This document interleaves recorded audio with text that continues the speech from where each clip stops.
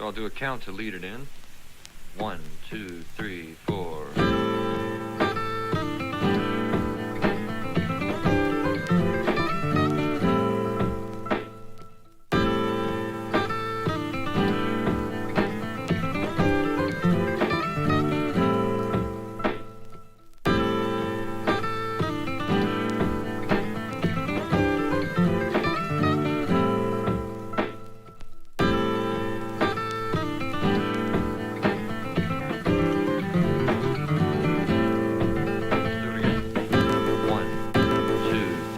Astronaut helmets or whatever.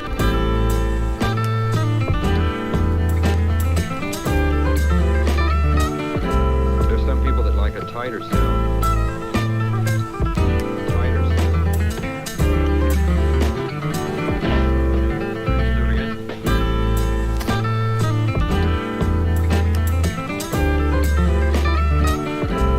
Now the instrument is very well balanced.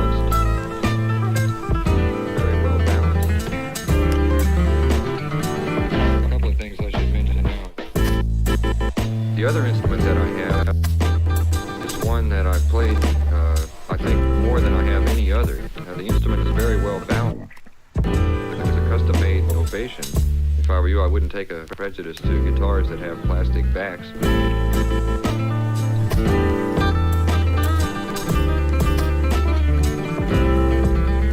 Tighter sound.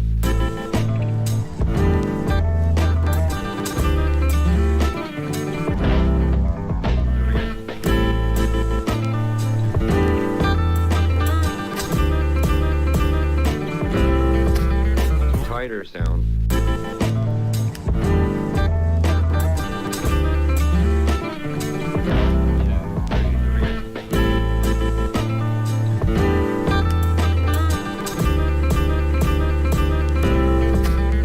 Tighter sound.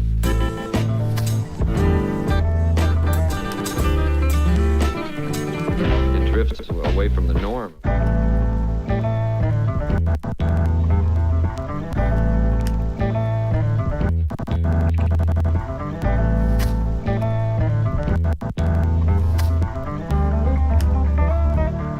Sounds very much like a dreadnought.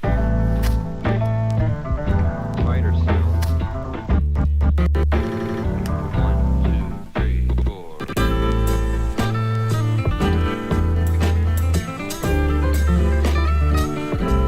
Now the instrument is very well balanced.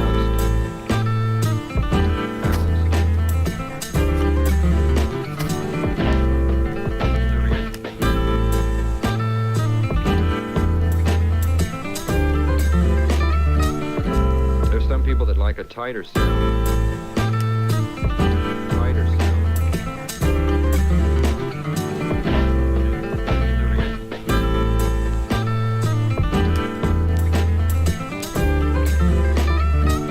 Feel free to experiment around with it.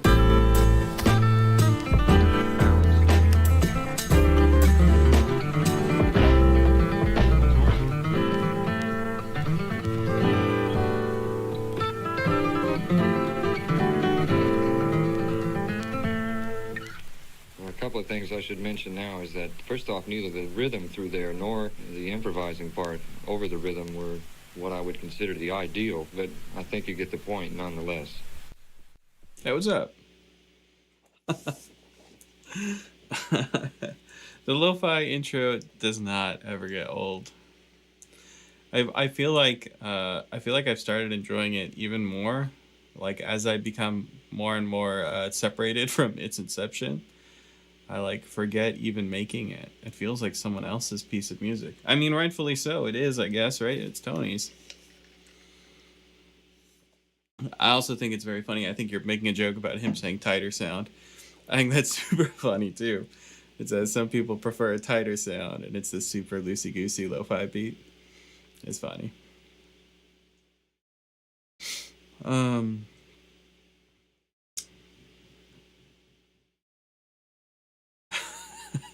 Hey everyone, I see you all rolling in. I'm a little slow today. Hey Loco. The follow-up track must feel like a B-side, poor thing.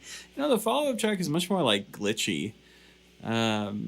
And maybe that's what people like didn't latch onto as much. I feel like the follow-up track wasn't quite as popular as the first one.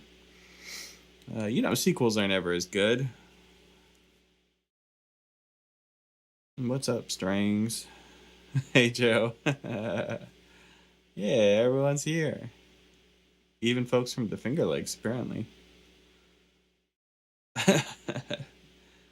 we just heard the intro. We can't do it again. I mean, we could do it again, but I don't think we're going to. By the way, if anyone is interested in the tabs for the like opening Lo-Fi Tony, that is around. I transcribed it for someone, and I have definitely posted it on the Discord, maybe some other places. I don't remember. My dad has an ovation that he used to play in high school. What genre or context do you guys think the ovations sound best with? It's a tough one, man. The only ovation I ever played was a neighbor's ovation. Shout out to Ken. And I feel like I couldn't hold on to the thing. I feel like it was hard to play just because it's like holding a greased watermelon. It wants to slip out from you. The tone felt kind of thin too. Back then I wasn't playing bluegrass, but it certainly wasn't like a rhythm machine. It was tonally, it definitely might have cut through a mix, but it didn't have a lot of like mids or low end to back up what it did. I don't know. That could have just been that one guitar. It's the only ovation I've ever played. I bought an ovation 3 months ago that is in perfect shape for $200 for the case. That's one nice thing about ovations. I did have a friend, a dobro playing friend, who took an ovation body and he pried the top off, and he made a new top for the guitar out of aluminum, I think. And and then he set up the whole thing to be a dobro. But yeah, it was like an aluminum dobro with with a plastic back. It was hilarious. It was just kind of this joke instrument that he made, I guess, one weekend, and every once in a while he'd play it, and it was heavy as hell. And maybe it wasn't even aluminum. Maybe it was something else. I don't remember. It was a while back. My sister had one in the mid-'80s.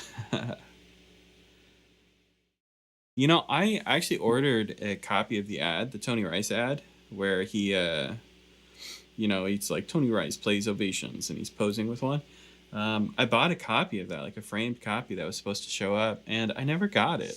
I should look that up. I think I got it on Reverb. How you like this? How you like the cat feature? You can't see it, but he's laying on my desk. Glenn Campbell played ovations, I think. Yeah, he did. I think there's a video of him ripping through Back Home Again in Indiana. I think he's playing an ovation. But yeah, he definitely did. I have an ovation and I love it. They're kind of a weird thing. They were really popular. And I feel like I always read these interviews where people really like the plugged-in sound of the ovations in the 70s and 80s, and then they became like instantly not cool, and everyone dropped them. Anyway, what are we doing today, guys? Heavy as hell, laughs and banjo player. That's true. That is true. That's why banjo players don't move ever. You stand there like a statue.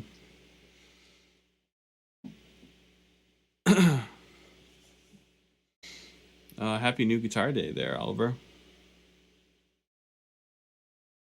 Will you get funny looks at the jam? I love that this has become like a reoccurring question. Yeah, you won't get funny looks. People will welcome you. And if you ever want to change in the future, that door is always open. I wouldn't stress about it, man. The D18 boys, they'll make fun of anyone. I wouldn't worry about it.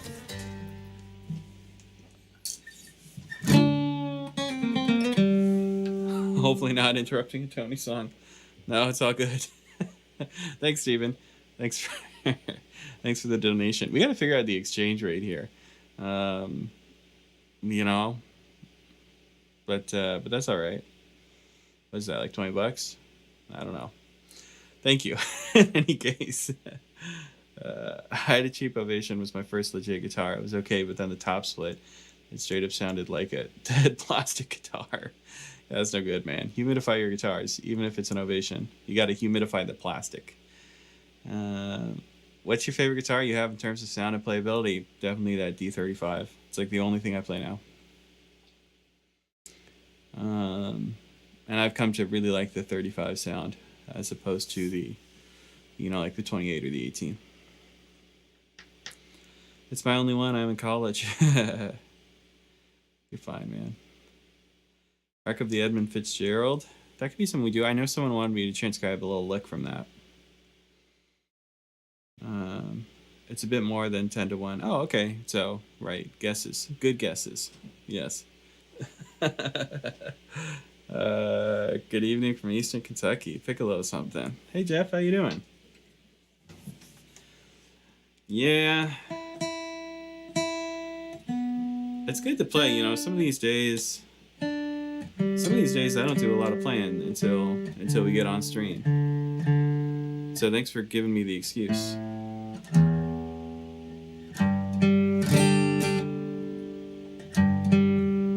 Come on.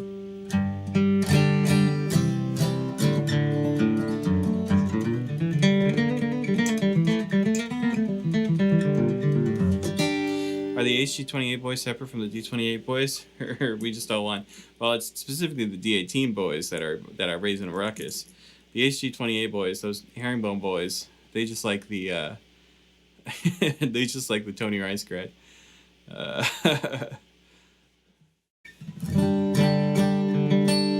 Yeah, you definitely got to get to jams early on there, Ben. That's a good outlook.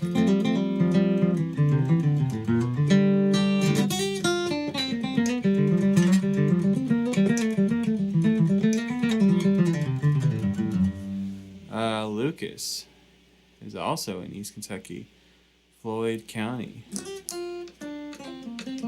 Tony Rice with a Hangover, isn't that? Was that not the name of your? What was it? Your uncle's band or your dad's band? Weren't they Floyd County or was it Floyd Country? I don't remember. Give us a little turkey in the straw.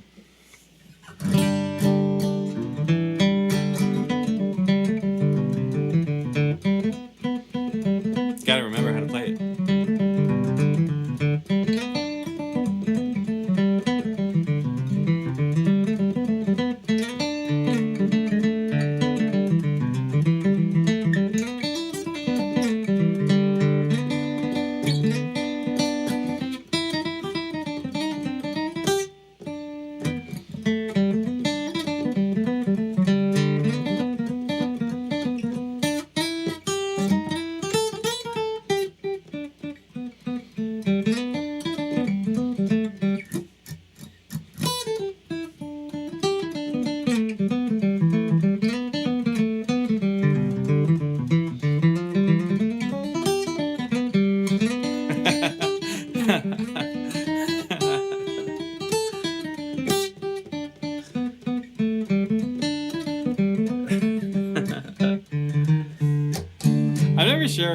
To play AABB or just AAB on that tune. I feel like I've seen people do it different ways.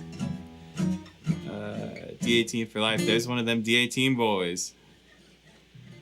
As an HG28 boy, I feel attacked. See, there's no D35 boys. I'm the only boy. I'm a lone wolf pack.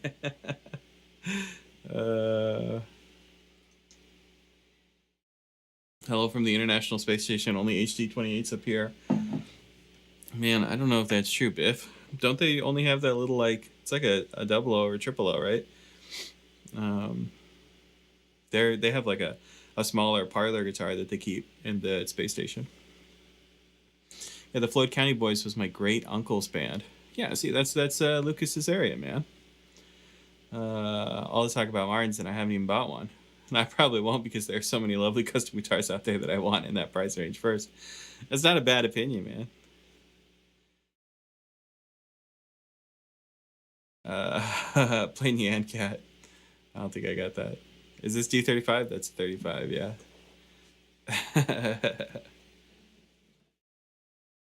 D45 boys feeling left out. Man, we got any 45 boys in the house?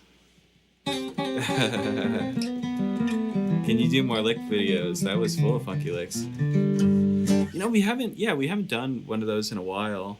I mean, we have done some videos where I talk through some licks, but nothing quite like we used to. That's not a bad idea, man.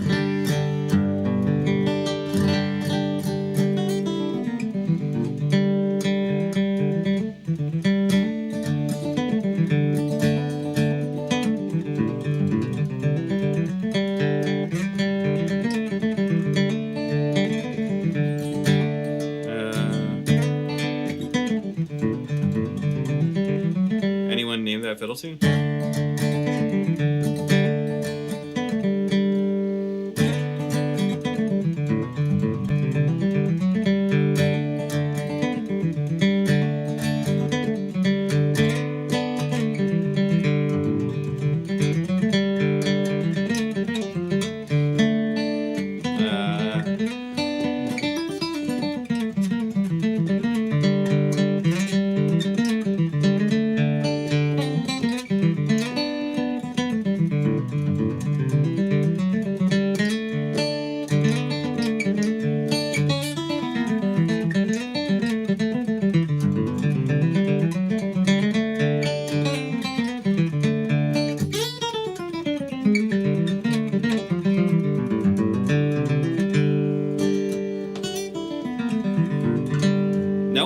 No one's got the name of that too? I thought you guys would have had it by now.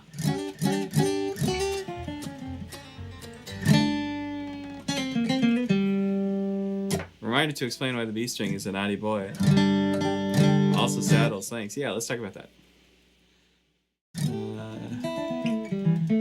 The G45 boys be like the Bill Gates of the Martin guitar tree. Eastman boys out there representing too, I see. Oh, please don't interrupt the tune. No, you didn't interrupt the tune at all, man. You're fine. That is your tradition anyway. Nelia's Dance? Not quite Nelia's Dance. That's a good guess, though. Nelia's Dance is a little more Angela and the Baker, but using G shapes, right?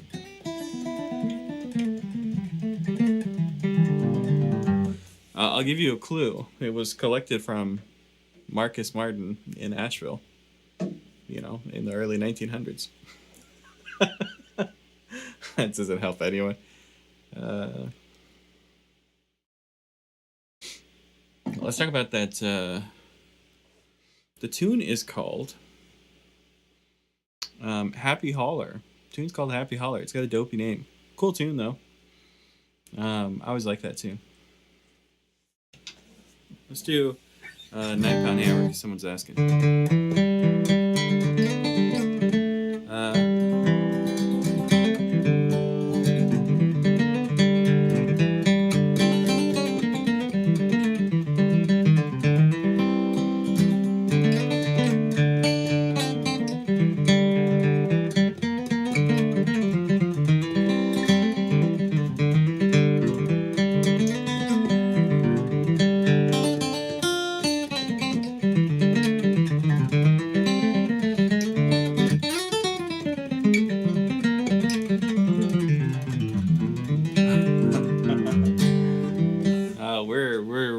Today, right? Do I like Fish? I don't listen to a lot of jam band stuff. Sorry, I have some friends that really get down on that. Have you ever heard of Etta Baker? And if so, can you play any of her songs? I don't think I can, man. Ook Pick Waltz. That's a great tune. I recently did a tab for a student for that tune. I can't play it off the top of my head, though. That's a deep cut. Gotta go. Hope to be back later. Yeah, we'll see you in a minute, Russ. Okay, something really at the left field. Can you do Jethro Tull? Nah, man. I don't have the right instrument.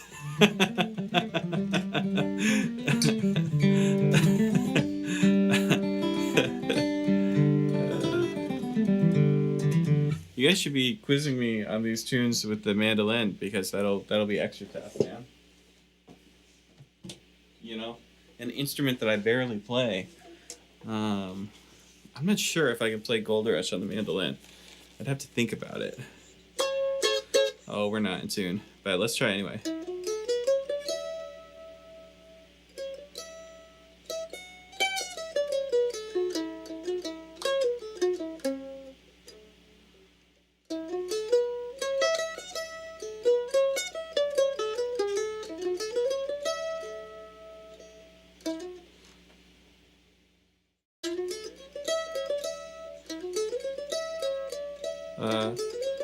I'm mixing it up with another tune.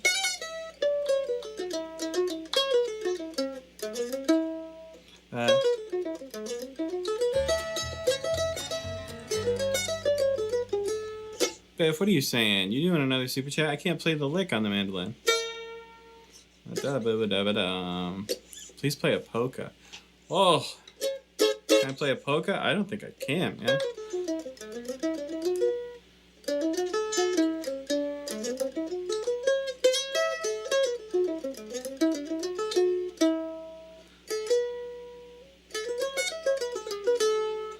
Man, Gold Rush is tough. I'm not sure I really thought through that one on the mandolin. I certainly got close to some of that melody though. That's one that I should think about. Get out the toll flute. I don't think that's happening.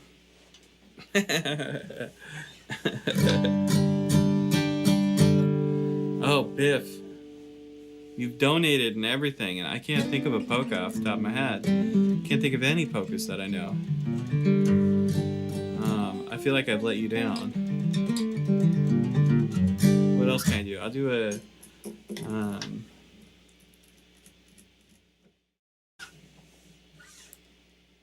maybe I'll do some other jam standard.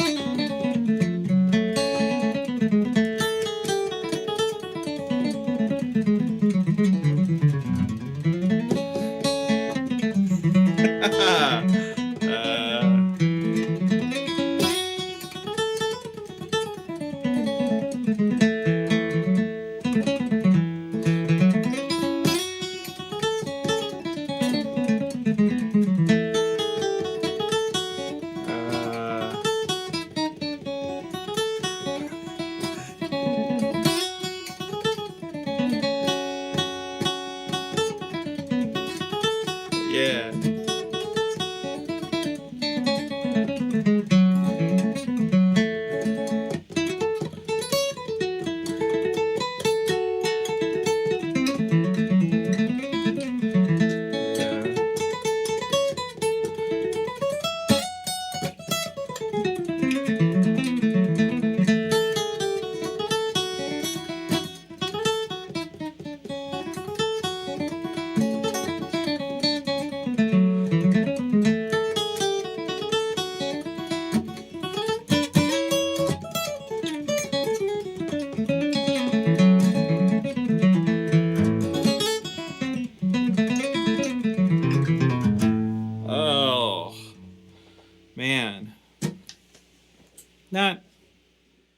Not terrible. Not my best though.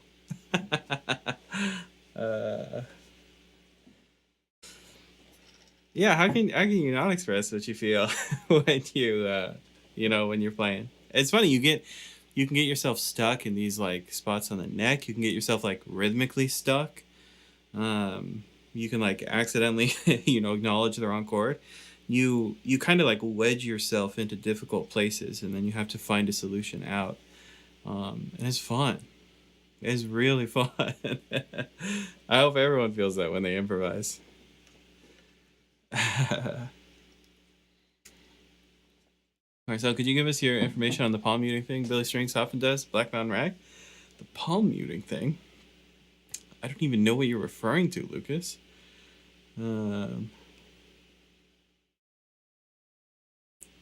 Let's see. These traditional songs get blended more and more as you go back in time. Traditional country, blues, and folk are honestly all so similar when you listen to the really old ones. That's an interesting take. They certainly all share like similar DNA, right? They all come from similar places, but they all eventually like fuse with different like parts of the melting pot, you know, where like, you know, country really doesn't develop until like the radio comes around. You know, country music is like a lot of these old folk songs. You know, all of that like attitude and those classic chord changes and classic melodies, they're being put on the radio where someone can sing like lower and someone is amplified by a microphone so they can have drums behind them eventually. Like all of those things create country, and bluegrass doesn't really go that route because bluegrass gets kicked off the radio. After rock and roll, bluegrass is never on the radio, so this like logical development of like including drums and stuff like that, it never really touches bluegrass because that's not where the music is going. And also the hippies, you know, kind of make bluegrass academic. They lock it up and throw away the key, so there's no changing what Bill Monroe did after the folk revival.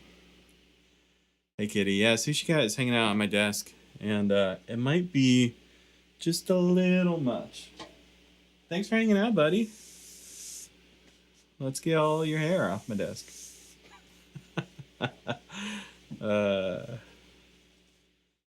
Can you do some Django, hot jazz? Now you're really putting me against the wall. That's tough.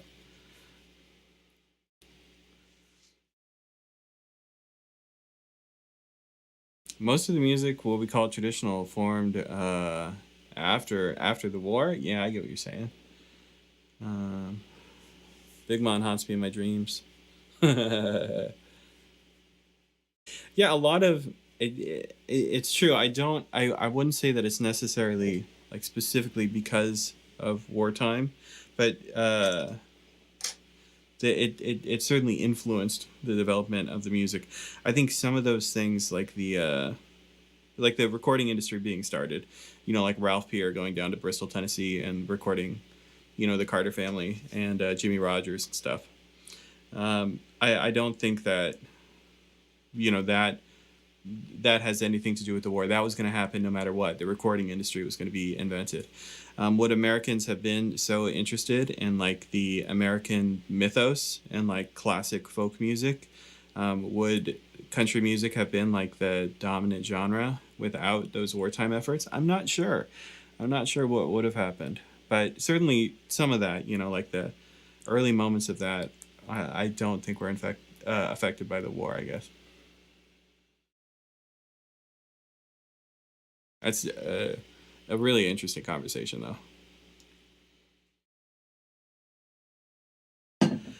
All right, so I know I saw one request go by for transcription. I think we should hop into one of those. We've done a little bit of jamming. You guys have seen I'm out of practice. I'm out of touch. I'm losing it. What can we transcribe, though?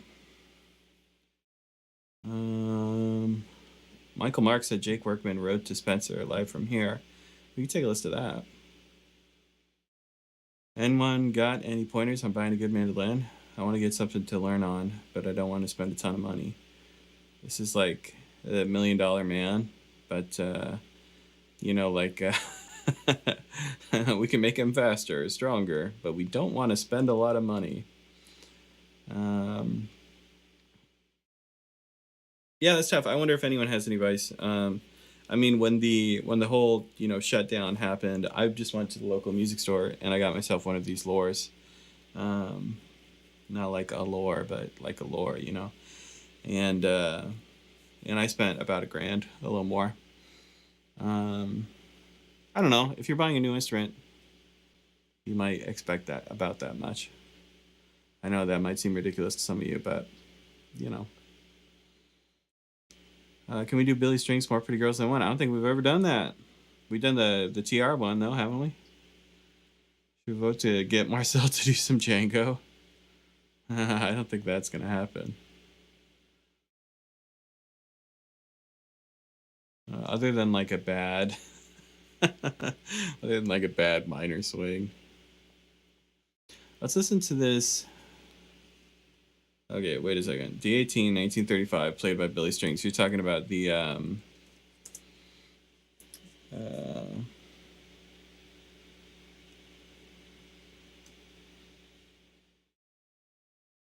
don't think we ever put this on the site.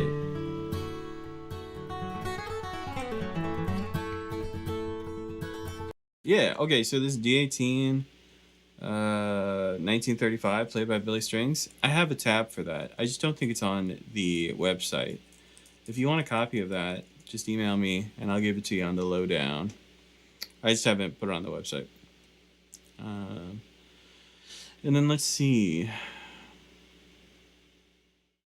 Transcribe some of the guitar from Bela Fleck's latest album. We did a live version of Vertigo, but that's kind of all we did. Biff says, please no Billy Strings. So let's do this Jake Workman one. Let's listen to that. Jake Workman, Road to Spencer on Live from Here.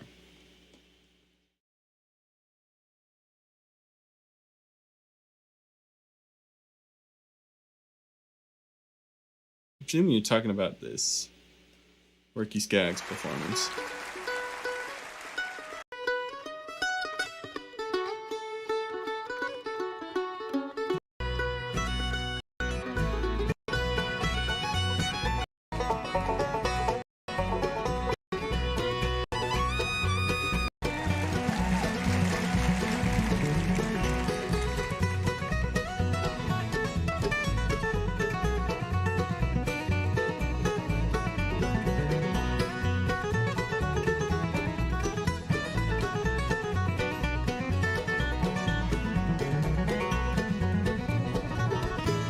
Nah.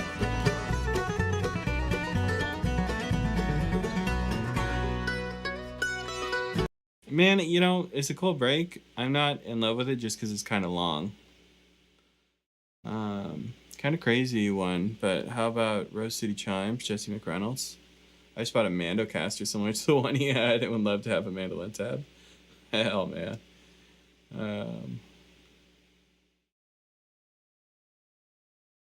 Why should you stay away from F-style mandolins for your first one? I feel like that's an interesting commentary.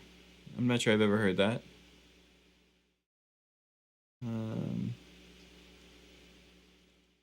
Hey, what's up, Blythe? Okay, everyone's talking good about Rollins. Maybe let's check out that one. Winter's Come and Gone. We can check that out. We just gotta find something good to write down.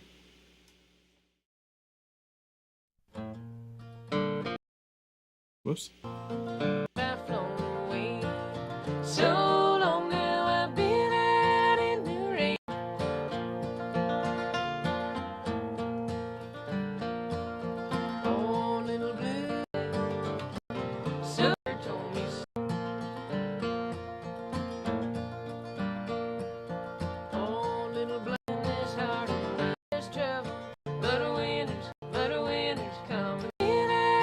Did I miss it? Someone got a timestamp for me? I don't want a repeat of last time. In the rain and snow, but winter's come and gone. Is that it? Bird told me so.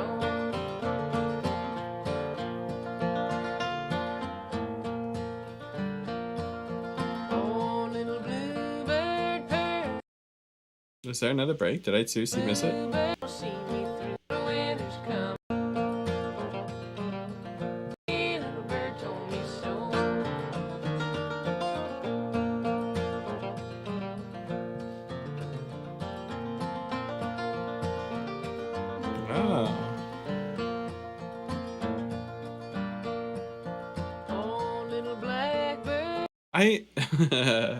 You guys are probably like, man, Marcel won't transcribe anything. These are kind of just like, you know, like a little kind of tag licks he's putting on to the end of these sections. I don't feel like any of these are really breaks. It's a cool suggestion, David. I'm not sure if it's right for the live stream. What else we got?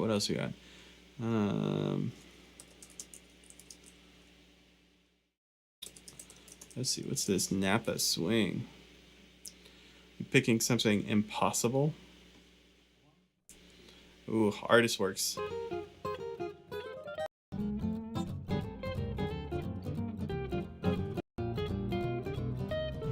Yeah, you did pick something impossible. I love it.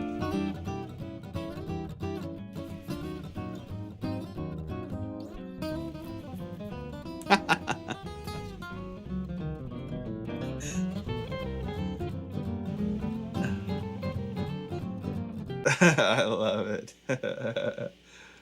You guys. I think the reasoning behind going A style over F style is that the lower price mandolins you get better product with the A style. Oh, I see. Yeah, I never heard that. It's interesting.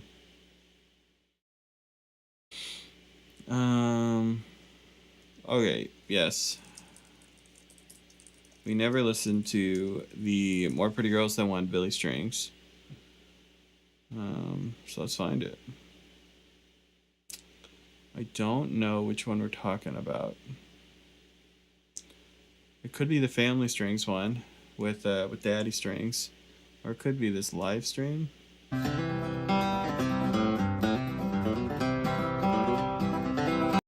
He probably plays the same break. Let's listen to the recorded one.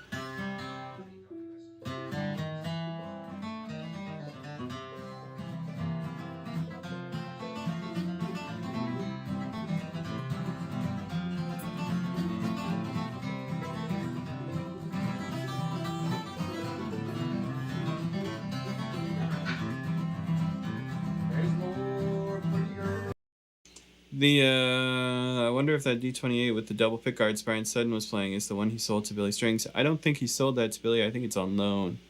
I think Billy's just borrowing it indefinitely. I didn't think that like a transaction had been made. It's an Instagram Live. Okay. All right.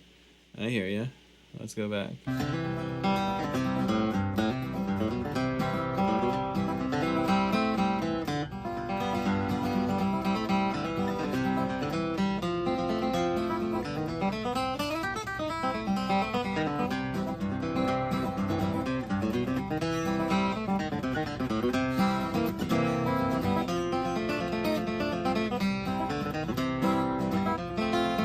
Mickey stopping by to say what's up. Hey, what's up, Mickey? Mickey's one of the other teachers for Lessons with Marcel. Everyone be cool with Mickey. We're looking at this Billy Strings, More Pretty Girls Than One.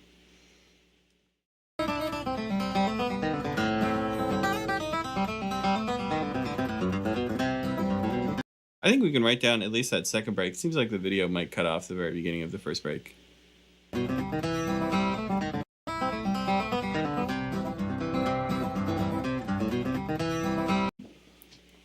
Let's do it. Why not?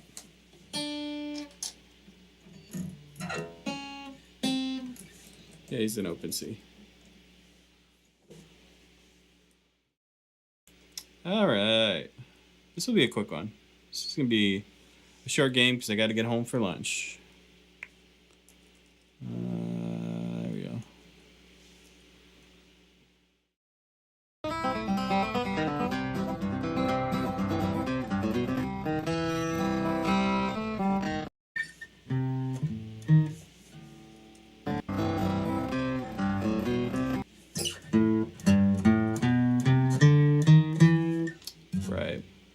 So rest on beat 1, dirty third, that is the first note, and then we have maybe a garbage strum. Anyone hear the garbage strum?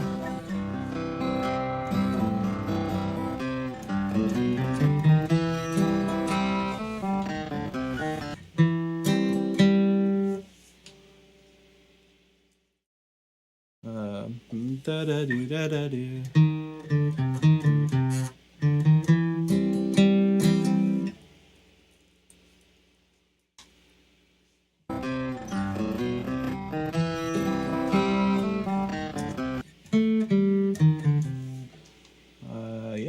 So little kind of like pickup and then this repeating lick.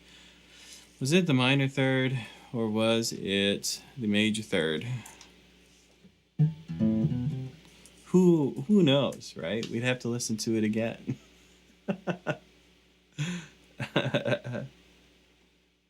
Wow, love the Sandlot. I'm baking like a toasted cheeser. Nice, man. Everyone. Yeah, I don't know what you guys are gonna like catch. What's up, Philly guy? Marcel, you've run out of ideas. Philly Strings did a really cool version of Fisher Creek Blues. Add Norman Sawyer guitars and double drop D. Wow.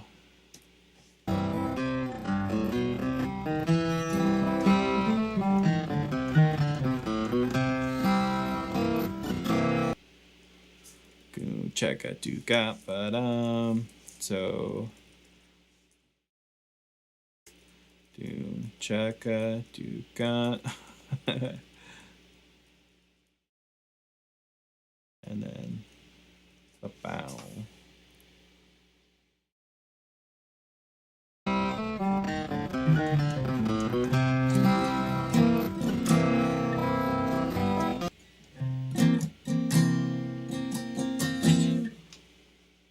Right, and then we got real light strums. Ba ba da ba da ba. Happening back here. All them garbage drums. These ones right here too. And that means that this is our break starts. This is like where the chord change starts, right? We got to pick up before that, just like always. We're all good to go. Joshua, hey y'all, how you doing, man? Flat Lonesome, doing Dangerous Dan. That sounds like a fun suggestion, actually. Tony Rice, Edmund Fitzgerald was mentioned earlier. It certainly was. There's a lick in there that I'm supposed to write down.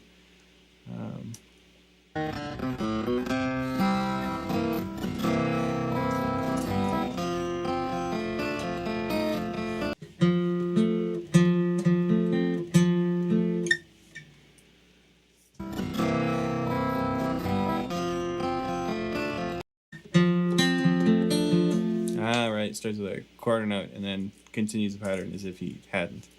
I get it. Da da dee da doo doo. Da doo doo da doo doo da. I'm guessing probably that.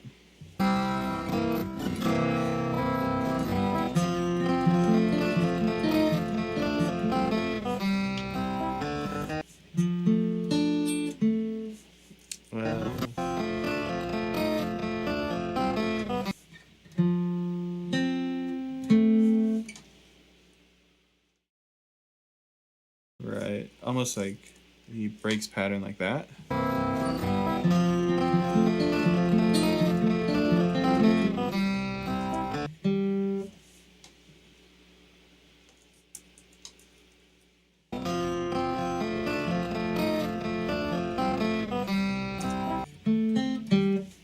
Not a pull off.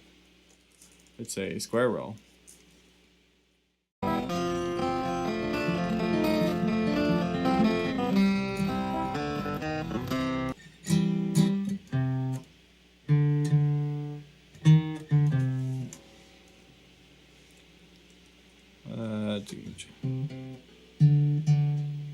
This is it feels like a little bit of a flubbed line right there.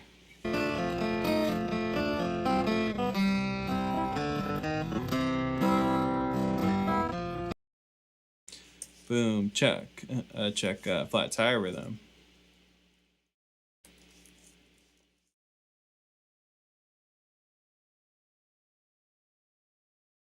Cool.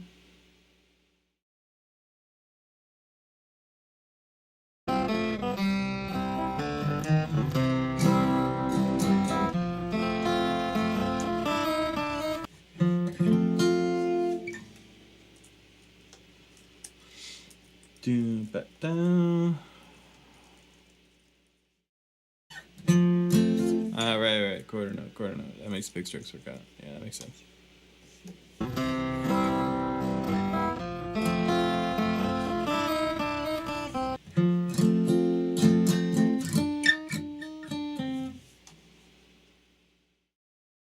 I'm doing way better than I deserve, Marcel. How have you been? Oh man, I'm doing great. Doing great. Kind of a weird week because my wife is out of town. She's on a road trip with her sister, and So I got the house to myself. That's why Sushi Cat was hanging out. Normally she distracts Sushi Cat while I stream. I don't know where that dude went.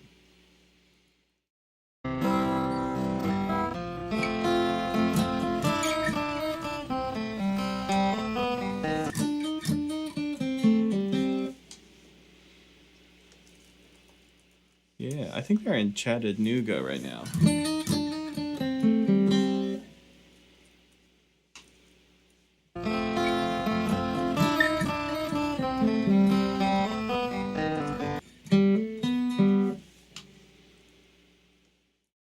I can't say I'm not at least a little bit jealous. They got to see the Trans Am from Smokey and the Bandit at the I think it's at the Country Music like Hall of Fame there in Nashville, which I never got to do in Nashville. I was too poor to get the ticket in.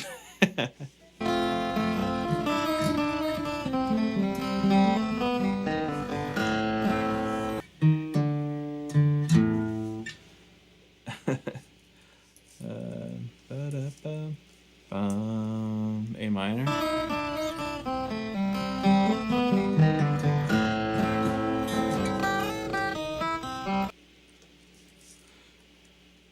Check.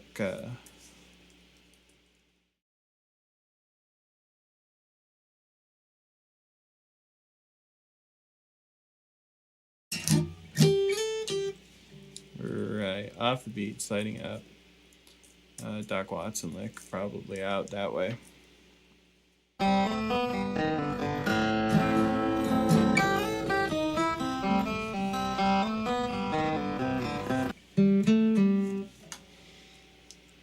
Alright. I gotta catch more of that. I should have caught more.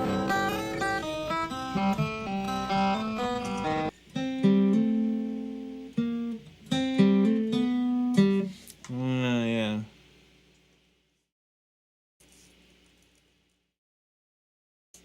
I think he does it like that.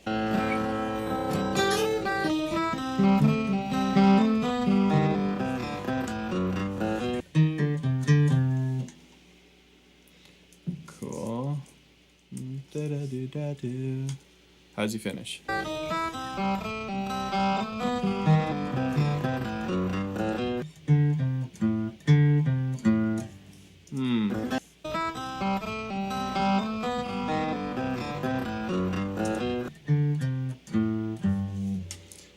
I think I hear open A, then going down to G, and we're gonna get like a chromatic walk up.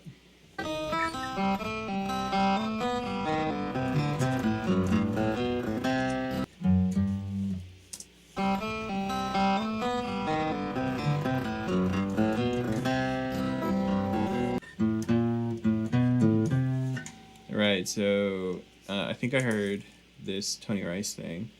And then this was not chromatic, and then we ended up on C.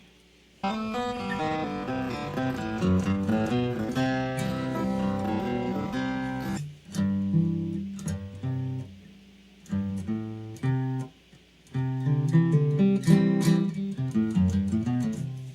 good enough. Let's call it right there.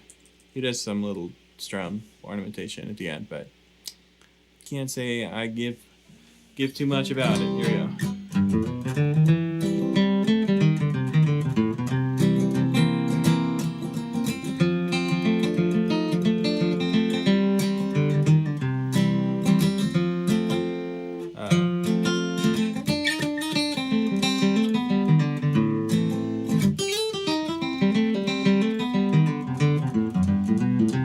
That's it.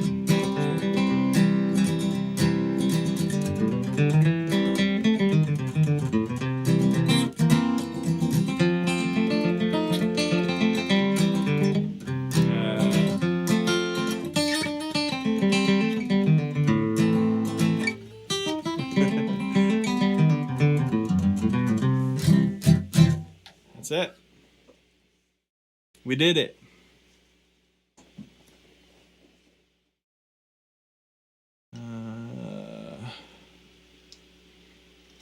How often do you travel, Marcel? Not often enough. I was supposed to do was supposed to do some more traveling and teaching in some different places. I'm trying not to spoil anything in case anything does happen. But yeah, there was supposed to be some exotic teaching travels. And unfortunately, all of those deals fell through because of the, global shutdown. So as things do or do not return to normal, I hope to do some more teaching engagements in other parts of the world, in different places. Unfortunately, I can't currently do that because even if it seems like things are closing, travel restrictions everywhere are still bizarre depending on where you're talking about going. Maybe in the States, it would be much easier to just do some stuff, and I would love to do that. And there actually were some different things here in the States where I was supposed to go teach, but like I said, a lot of those deals just fell through. So, maybe next time. Let's name this thing More Pretty Girls Than One. This is Billy Strings. And maybe we can drop some chords in there, right? Dun, da, ba, da, ba, ba, da, ba, da. Right, we hit a C7 real quick. We're going to do this whole thing on Strum. We're going to finish this one like straight up all the way. To a F, to a C. Let's see, to a F, to a C. And then we got CGC, and that's the whole thing. Literally every piece of information I would add to the tab is done. Love it.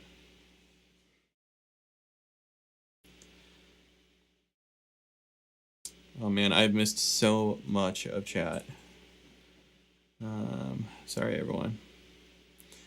Thank you so much, Marcel. This tune has been stuck in my head all week, and I was itching to get it out of my fingers. No problem. Happy to help, man. It's a fun one. Are you coming to Europe anytime soon? Exotic, meaning you're coming up to Ohio? Ooh. Now that would be fun. I'd have to ask Hayes on a date. Maybe he could take me out on the town. And he could show me the what delights Ohio has. Oh man. Hayes, I hope you're watching. That would be very fun though, to go hang out there. I wonder, do you guys do guest teachers or something? Is there any reason that I could go up there to Ohio? If it's a business trip, it'll work.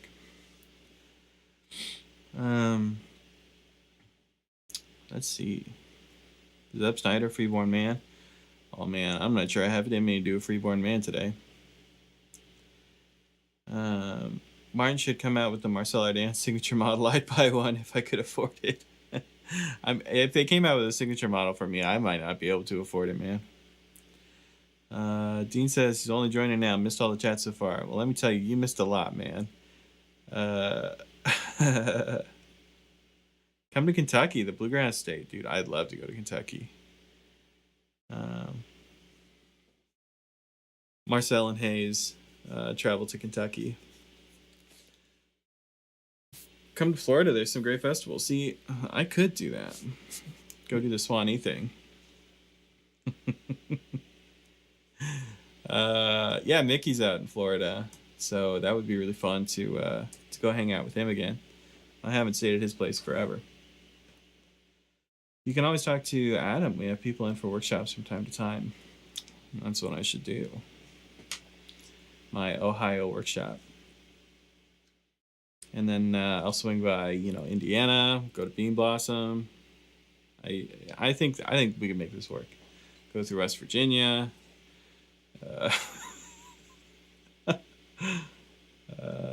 I heard tell that we might be getting a cool guitarist to come up here for a workshop soon. Other than you.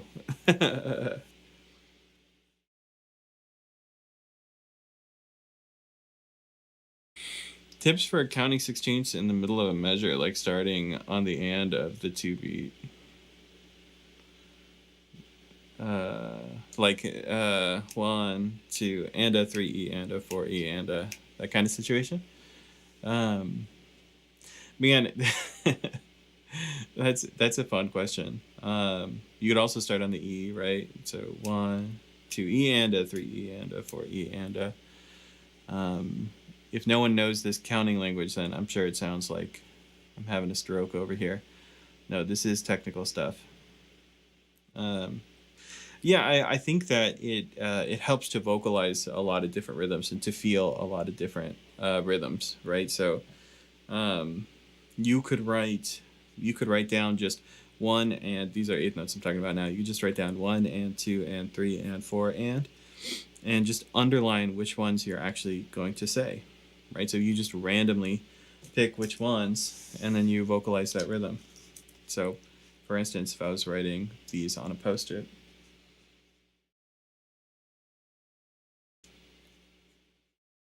right, I write down, you guys see that 1 and 2 and 3 and 4 and then randomly, right, I'm going to try to mark which ones I actually want to say.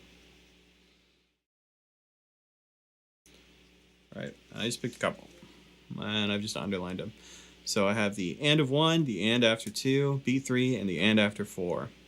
And those are the only notes that I'm going to vocalize, right? So this is my click. So here comes beat 1, and 3, and. Right, we made like an interesting rhythm just by marking this up randomly. And 3, and, right? Cool rhythm. And you could do that a million times, right? Just keep practicing rhythms that you can read. If you wanted to step it up, do that with 16th notes. That would be really dangerous, right? That would be a fun one. But you can imagine if I added more underlines, the rhythm actually gets easier to read. So now I have 1 and 3, 4 and 1 and 3, 4 and. Rhythms, man. It's useful stuff. Not enough people can count in bluegrass. And it's helpful to be able to vocalize the rhythm and explain how it works. Marcel and Hayes, the modern day Thelma and Louise. Yeah, imagine us wearing scarves. Would it be easier to count it faster in eighth notes? I think that conceptually on the page, it's much easier to read eighth notes than 16th notes. And a reason why, I'll show you real quick. So the reason why everything's written in eighth notes, let me fix this real quick. Okay. So if you have a lick, let's say I have this.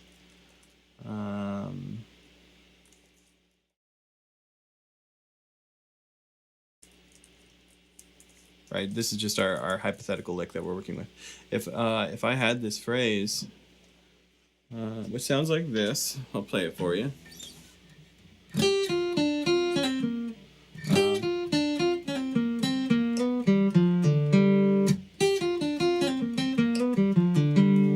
We have this really quick pull-off that's notated as 2 16th notes.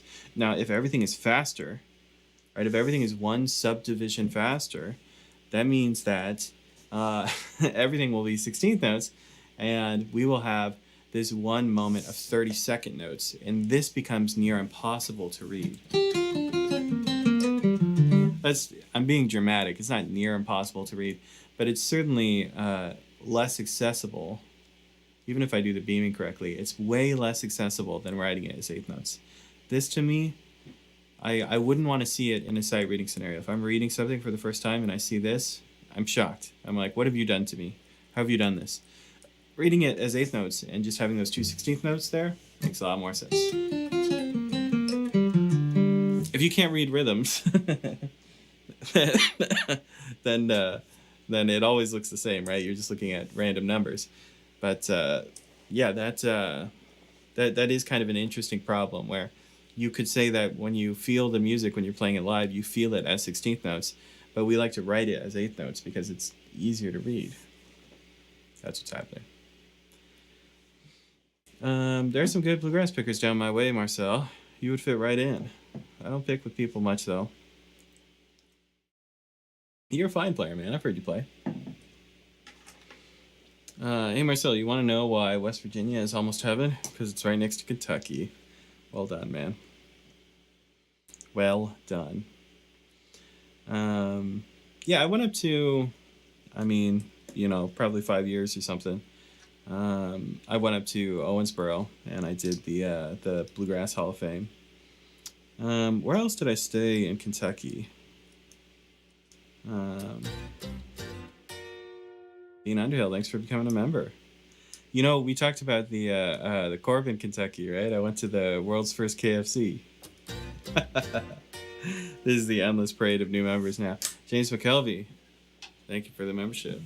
I gotta play the lick at least once though. This is the hard one, man. Steve, thanks for renewing. It's so hard to set up.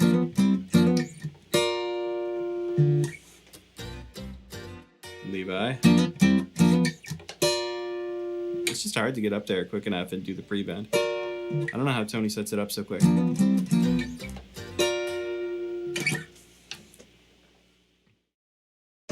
Dangerous Dan, perhaps? Yeah, we can look at that one. If I get another one of these, I'm going to turn it off.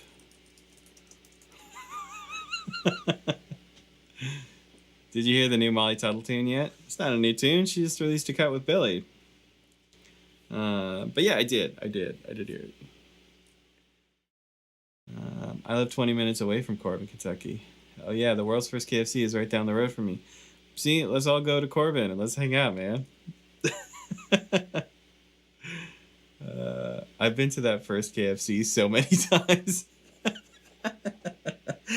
Everyone has been to the KFC. At least 4 school field trips in middle school. Man, Blythe, I didn't know you were from that area too.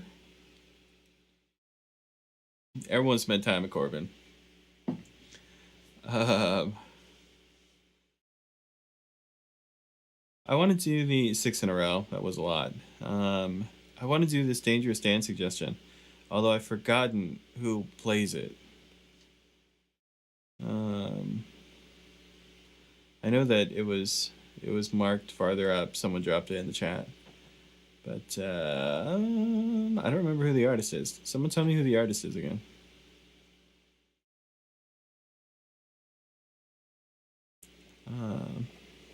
I'm game. Name the date. KFC on me. I got a story about that KFC. So in the right there in the mountains, sort of in between like Virginia, Kentucky area, I was camping, and and we arrived to our campsite late, and we couldn't.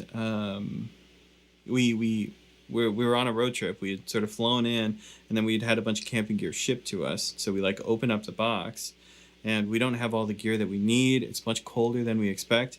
We can't find our campground. So we pull into a random campground and we start setting up thinking like, hey, let's at least try to not freeze to death tonight.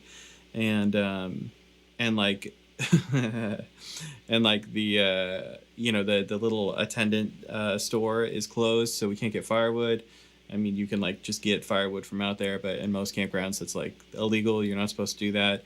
So we're like trying not to die. And we're trying to get everything set up, all this equipment that isn't ours, that was just shipped to us. And a family rolls up in a van, and they're like, hey, you need some help? And we're like, yes, please, please come help us. Like, our hands are going numb. We weren't prepared for this. We don't have our gear. This is just the gear that was provided to us, and it's not very great. And the family gets out, and the family is just like my family.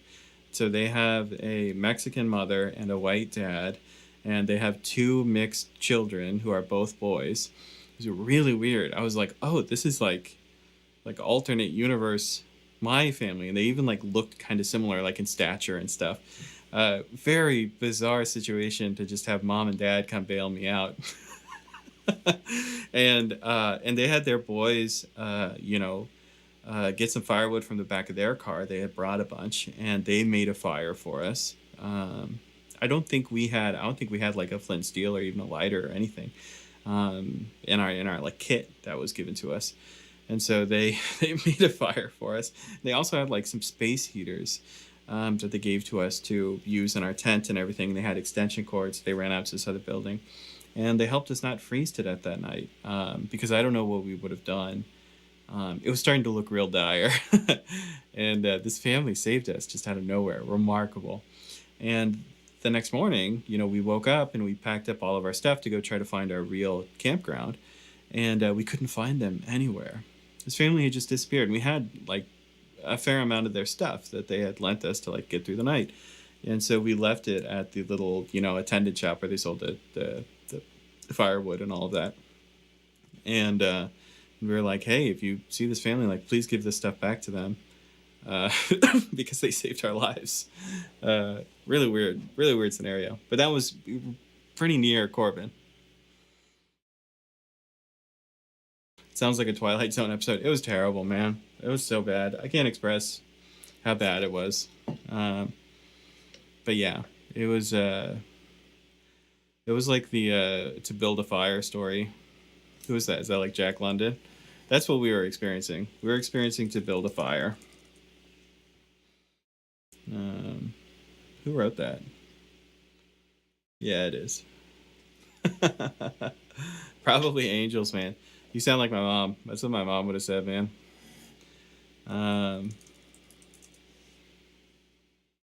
That's just certainly what it felt like, though. That is what it felt like. Remarkable. And the conclusion of that story, once we got everything packed up and we went to look for our campground, our real campground was maybe like 10 minutes down the road. And they had left the gate unlocked all night thinking that we were going to show up because we had reservations. And this was like, this was kind of a more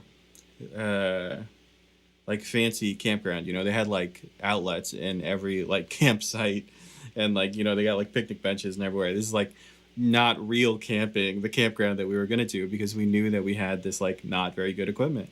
So if we had just kept driving a little bit further, we would have found our real campground and we wouldn't have had any trouble that night. But we didn't know that, of course. It was fun. Is it possible to play bluegrass using the ukulele? That's a tough one, man. It's a tough one, because bluegrass does have like a traditional instrument set, right? Traditionally, bluegrass is only 5 instruments, maybe 6 with the dobro, but it's upright bass, mandolin, fiddle, banjo, and guitar. And that is kind of one of the rule sets of the genre. So we normally only play with those instruments. Have people managed to like play bluegrass on like a cello? Arguably, yes. But it gets hairy, man. You gotta be careful. Were you by any chance around Lee County, Virginia when you were camping? I couldn't tell you, man. Let's find out. Because now we're going down this whole rabbit hole. That was a weird thing that happened that night, man. Yeah. This is right where it would have been.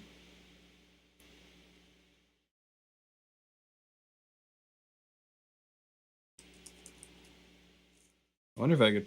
I don't know. I don't think I can find the campground, but yeah, you got the right idea. That's where it was. So we had literally just come from. I think we'd come from Corbin, and then we were going eastbound, and down, loaded up, and truck into Virginia, and we found our campground there.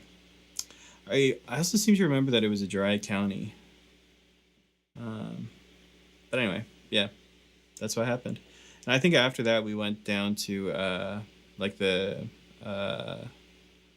Floyd country store, that whole little area. We did like the Southwest Virginia. What do they call it? They call it Crooked Road or something. We did all that.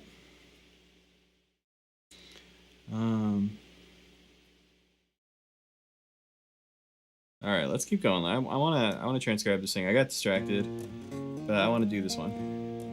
Well, I mean, let's do it first.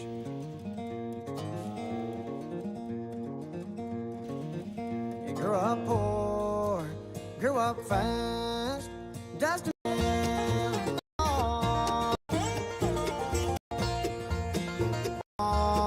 running from.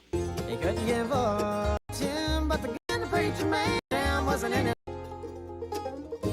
sorry, I'm just looking for the break.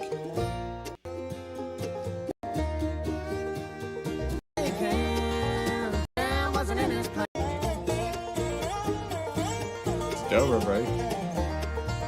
Times are hard, gotta understand. At least they alarms when the market crash. I'm not finding it, man. Someone give me a timestamp. Oh, running from the he couldn't give up. Dangerous stand the preacher man, running down the devil any way he can. And the preacher man settling down. Law didn't catch him.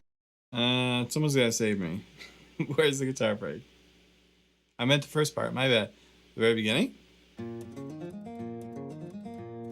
Oh, okay.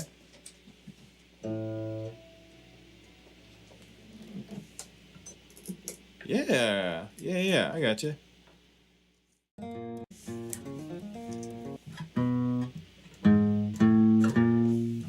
We in some kind of... What's the rest of the song in?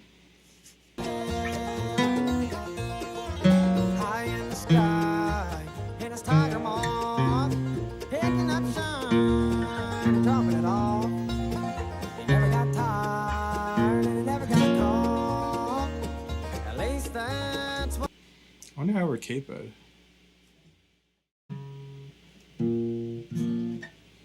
He tired and he never got caught. At least that's what.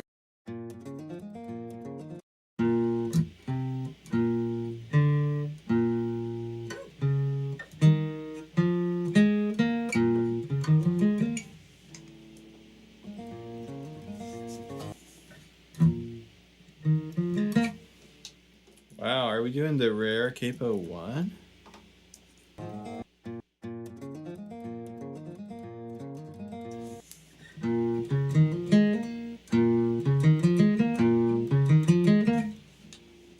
Yeah, it's kind of like, it's like an interesting groove, like he's playing it a specific way.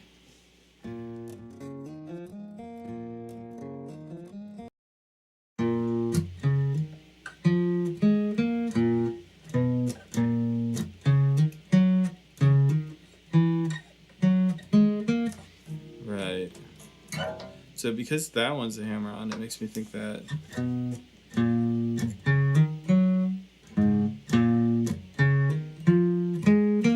It's like that.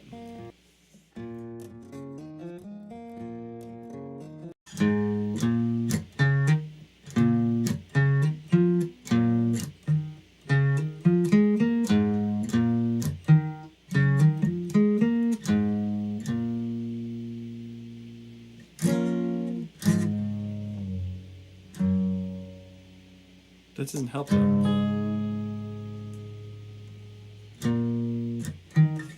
Yeah, I would guess that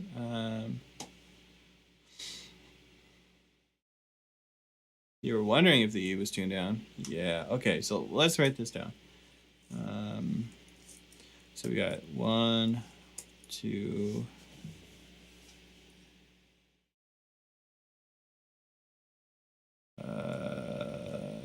right. Da-da.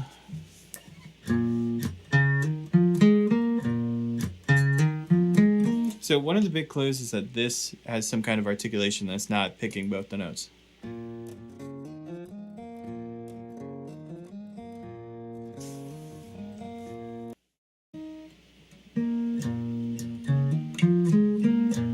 But the other weird thing is that this note continues ringing.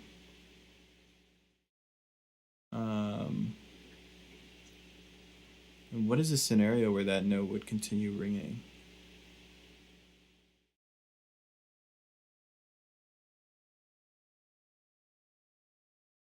It can't be that complicated.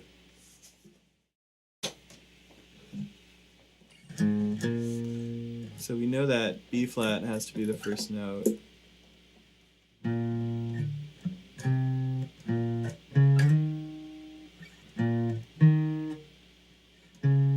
So it can't be played open. because there's no way to get a clean hammer on of those first two notes. Right? It has to be played with a capo. What bothers me is this note ringing.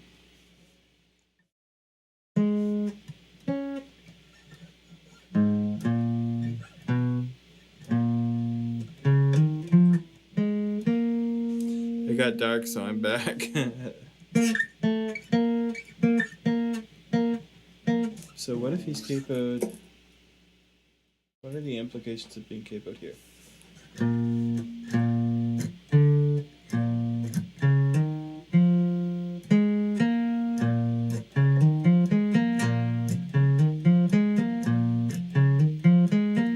I think it could be that.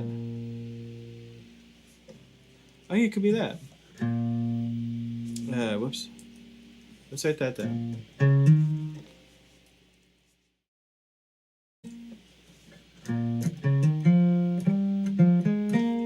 Yeah, that probably makes the most sense, because this one's a hammer-on, and this note keeps ringing, so it has to be an open string. With those restrictions, I think that's how it has to work. Can't play that one with the cape on, so I'll play it in a different key. Whoops.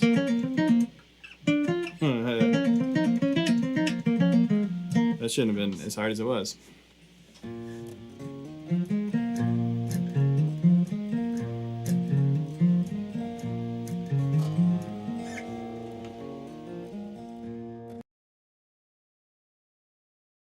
Capo 3 over G minor scale? Yeah, I agree. That's what it is.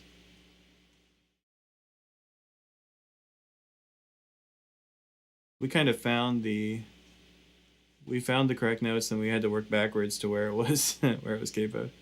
Yeah, I agree.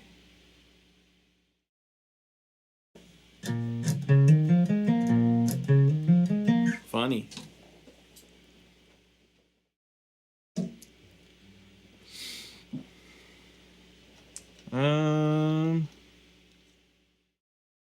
I was thinking he was in a different tuning.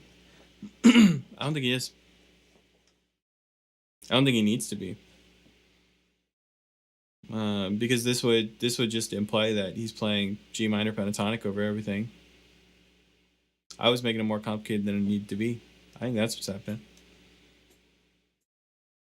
Loco's got it. What else we got to transcribe, boys? That was a fun little mystery, but it's essentially that over and over again. I don't know if we can squeeze any more from that one.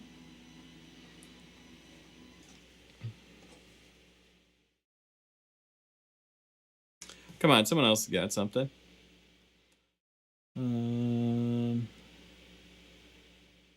Anyone know any Ghosts in the Mountain type bluegrass songs? You trying to get all spooky? Have you heard Jake Shimabukuro? I think I spelled that right. In his newest track with Billy Strings? I don't think so.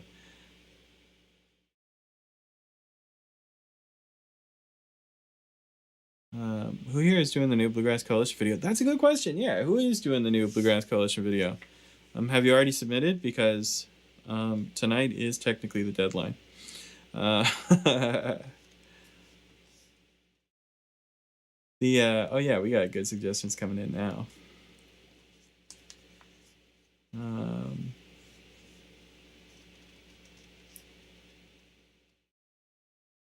Yeah, I love all these suggestions now. Look at this. A little mandolin break. Now that is enticing. I would like to do a mandolin break and try to get sharp on that because I've been working on that. Yeah, so if you guys didn't know, Tony Rice Shadows, we already did that one. That one's on the website. Just go onto the website, lessonswithmarcel.com, and search for Shadows, and you can download it for free. Yeah, Loco Joe has 2 parts of the new video. So, right, if you don't know, Bluegrass Coalition is the band that got started in my Discord server. I am just like the steward of the band. I'm like the babysitter. They really decide what songs they're gonna do, how fast, and the due dates and all that. I hardly do anything. All I do is edit it together when it's done. But we have actually quite a few submissions so far, and we have some celebrities popping in. Let's say we do have guests happening already, which is going to be great. I don't think that video is going to come out. Just so all of you know, don't think we're actually going to drop the video until probably the middle of this month, and that's because we have some other stuff that we want to put out first. But that video will come out. I think it'll just be a couple weeks, and then we'll put it out.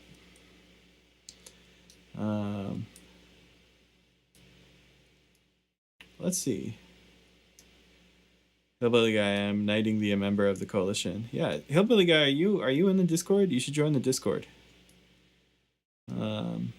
That would be the cool thing to do. Okay, now that we put all of that out into the world, let's look at these suggestions again. I kind of want to listen to the Marty Stuart mandolin thing. That's I mean, all the other suggestions are actually really good. But it would be fun to work on my mandolin transcription for a second. Let's see. Oh, are you talking about looks like live from a show he does it? Okay, alright, okay, alright, there we go. How about it's always one to talk about sweet show. It is want to go. Yeah, Martian music. Take me. Oh, Pretty Boy Floyd. The Outlaw. Here we go. 1, 2, 3.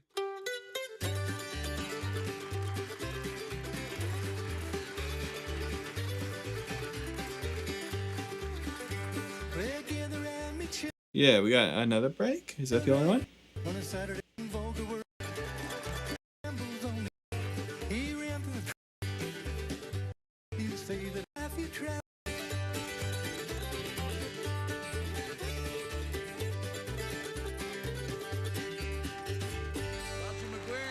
Looks like he closed it pretty similar too.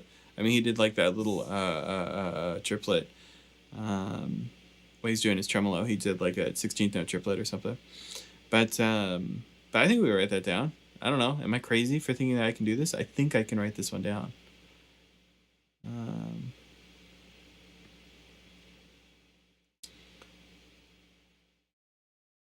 Blythe, did I get your entry? Yeah, I can't remember if I got yours yet, Blythe. We should connect about that. Make sure that you get yours in. Are you going to play in it, Marcel? Yeah, that's true. I actually haven't recorded my part yet. I kind of forgot that. I should be in it.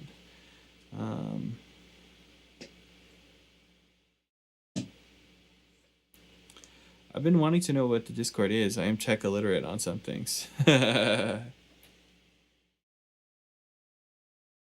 Let's see. Let's hang with the chat for a second. Let me pull up. I got a link to the Discord, don't I? Yeah, I do. Just sent it in during the stream? Oh, okay, cool. I just haven't seen it yet. That is an invite to join the Discord for anyone who wants to get in there. Just click the link, say you want to join, Hillbilly. We'll figure it out. It's not that tough.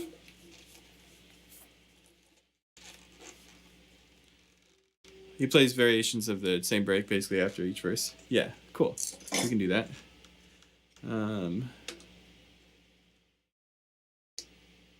I've been using the Martin Smith guitar tuner on my mandolin. Let me tell you, it's worth literally every dollar I paid to get a bad tuner.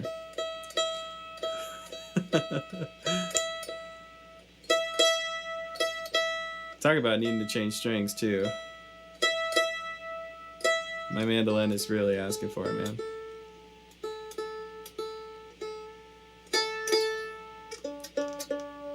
I promise to be quick.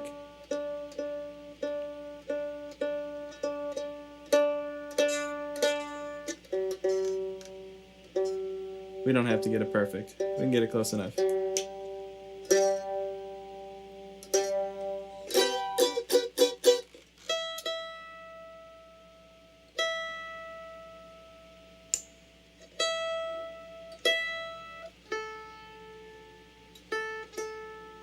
You gotta do the second tuning pass because everything moves, right?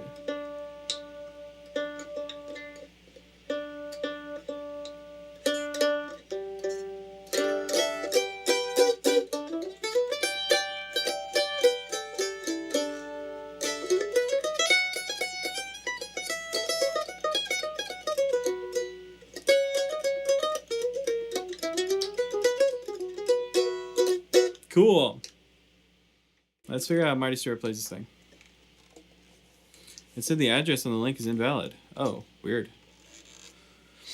Wait, let me check that real quick.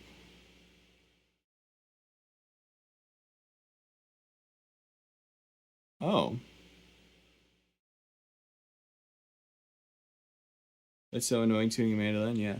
It said the address on the link was invalid. Really? That's weird. It works for me. Well, one of the mods, either Hangover or Mason, will you post another link to the Discord in chat? Because I think you guys can post links. I know you might be on your phone, so it might be a pain, but that would be super helpful if you could. All right, let's listen to this break again.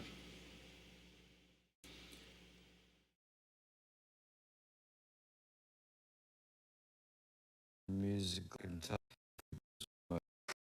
Got this. Oh. 1, 2, 3.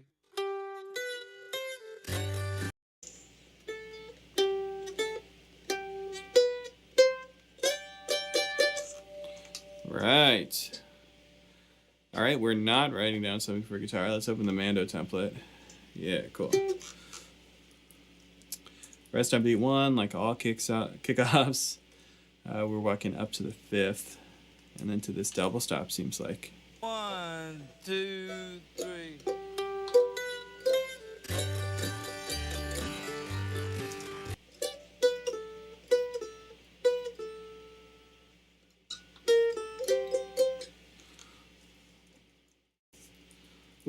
Ooh, no, I lost my spot. Let me find it again. There it is. So we hear this a lot of times. Da da da da da da.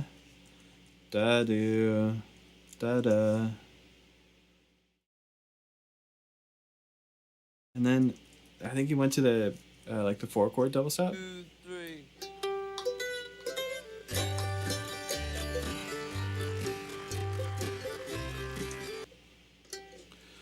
Right.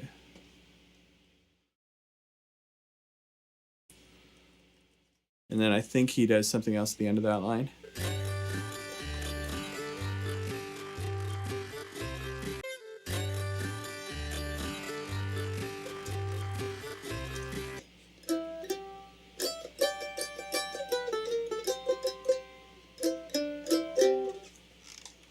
Yeah, I think I'm hearing something like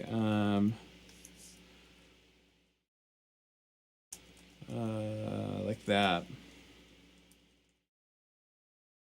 I don't know if he actually does that whole measure again. Go 1, 2, 3.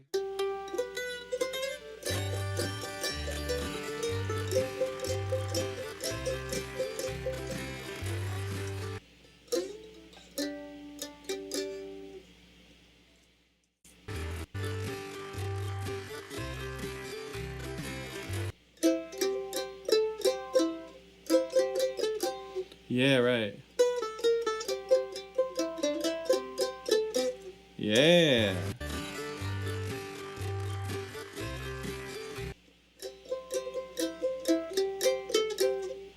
Da da da da da.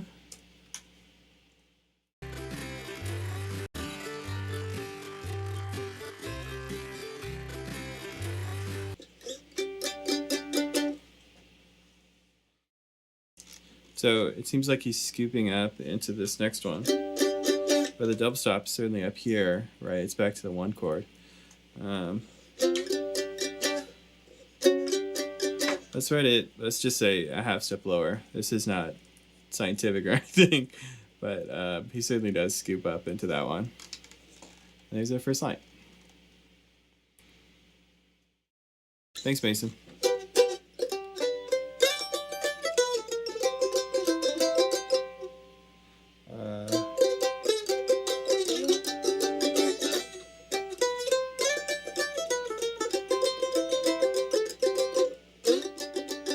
Yeah.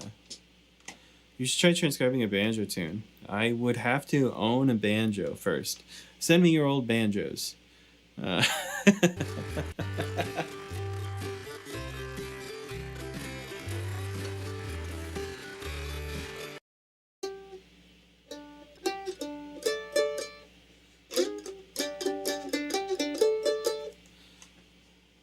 hear a tiny little kickoff phrase happening here. I think it's a little bit of a throwaway phrase.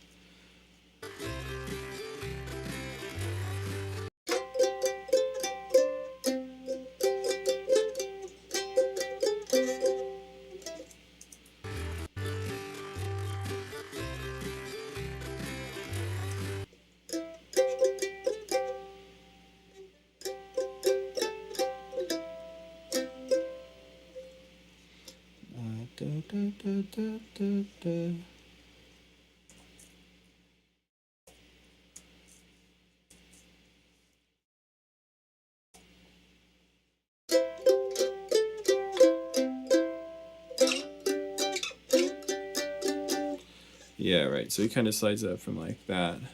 That makes more sense. Man, that's actually kind of intricate in those double stops.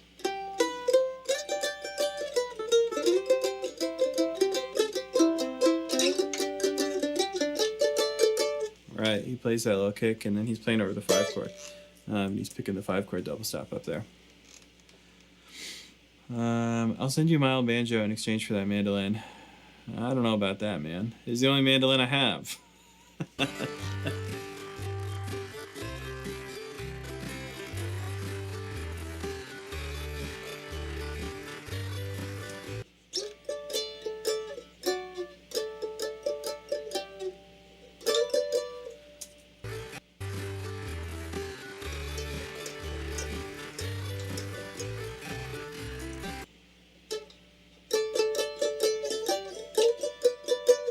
Yeah. So ba ba da ba da bum.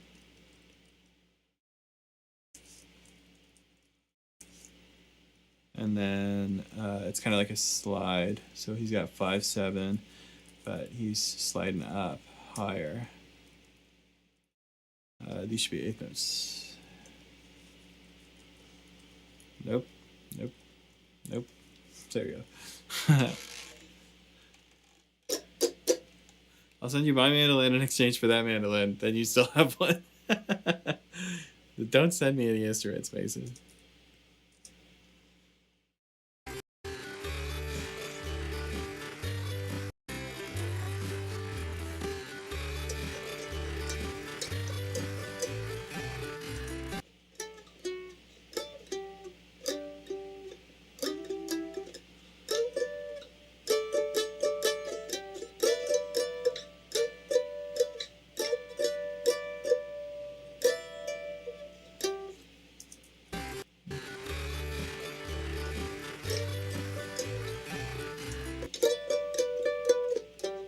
Ah!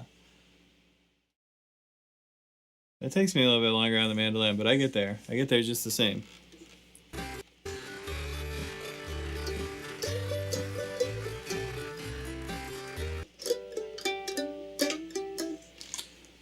One more note in there.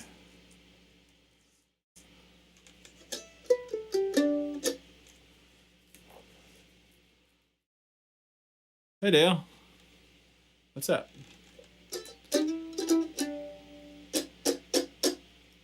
That mandolin is worth around 100 of mine, literally. So I didn't think you'd take that deal.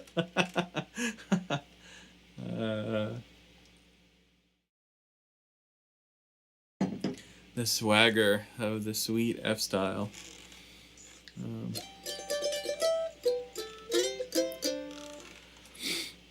Did I tell you guys about how I got this mandolin? I don't think I told that. Maybe I didn't tell that story. But when everything got shut down, well, first off, I had an A style, but I sold it when I moved across the country, and I never really learned how to play it at all, and it was super cheap. I think it was a Rover. And then, yeah, when we moved out here, I never bought another one until the shutdown happened, and I went out to the music store. You know, things have been shut down for maybe like a week. And I went to the music store, and I was like, hey, do you have any mandolins? And they only had 3 mandolins. And I was like, which one is the most expensive? Thinking that, like, if you only have 3 mandolins, surely you don't have a very expensive, like, high end, right? They're all probably pretty affordable. And that's how I got this one, which I want to say was a little over $1,000. But it was funny because I was just like, which one? And I played it for like 2 seconds and I was like, great, like, bye, I gotta go. And in the parking lot, I actually ran into a fan. Dude was like, oh, Marcel, I was just watching one of your videos.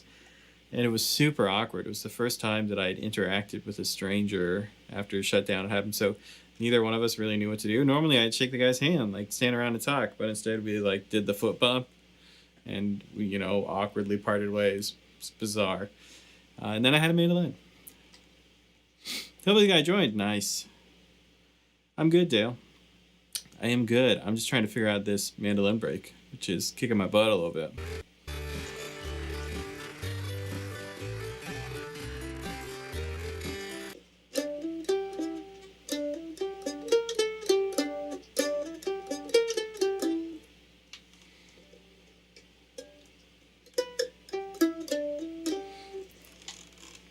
I think I heard a hammer on.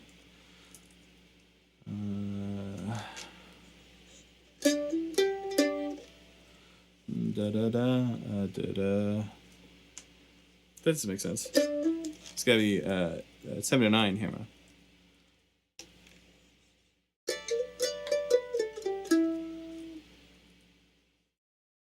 Like that.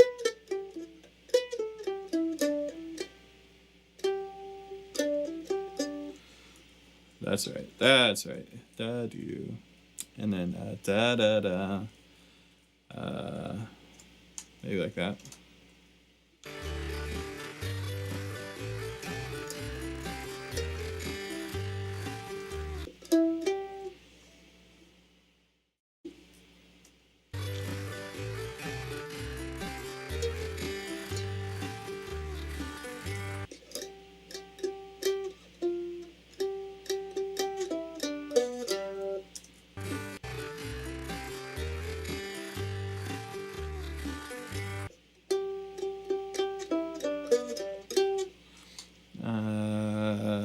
Dum da da da da da bum bum.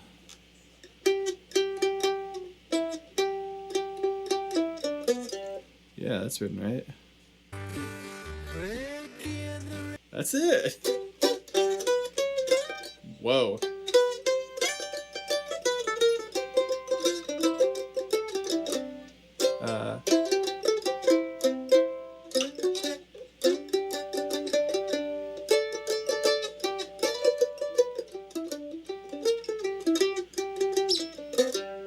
Yeah, walk before you run there, Marcel.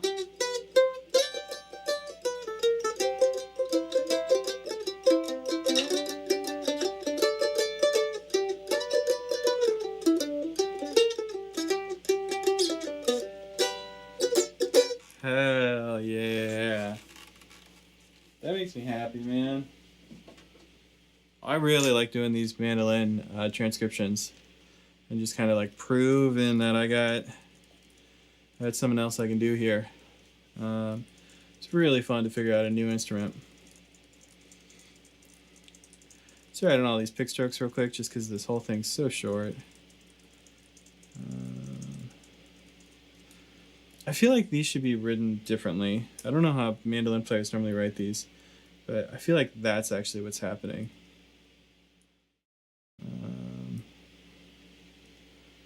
I guess in this context, not so, but in this one, it certainly feels like the 16th note. Yeah. Cool. And then we got to change some of these accidentals, but that's it. I love that. Pretty Boy Floyd. And then Marty, Stuart. I love it.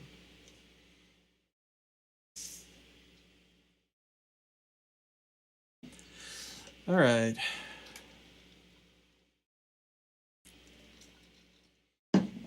I haven't picked up my guitar since I started learning piano keyboard. Nice, yeah. You sent me a great piano video. How about Led Zeppelin going to California? It has some cool parts, cool guitar and mandolin parts.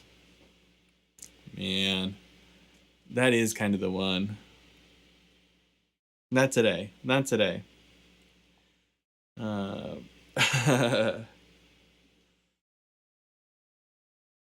But at some point, that would be a fun one. Let's see if we can figure out what these chords are. Right, because it seems like we're going to C, and then this is like G over here. That's D.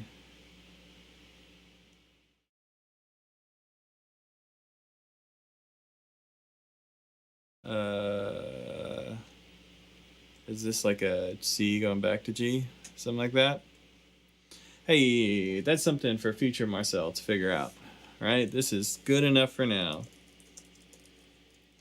It's a good transcription day. I feel like we didn't get stuck on anything. Sometimes we find these tunes and we get kind of stuck on them. Might just go watch Mary Poppins tonight.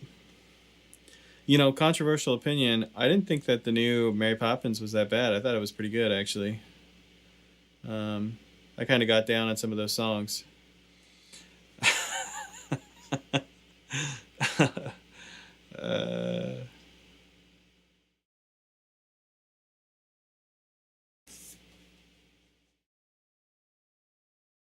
All right, gang. We only got 20 minutes. I don't think that's enough time for another transcription.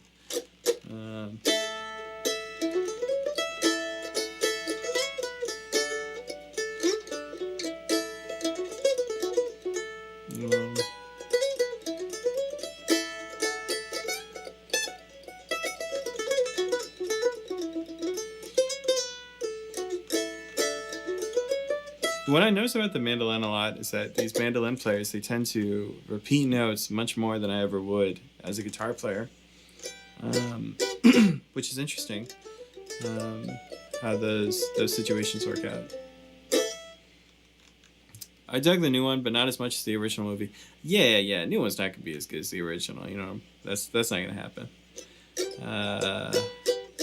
Oregon Trail. Just a quick game of Oregon Trail. Enough time to play Rawhide 20 times, if I could play Rawhide.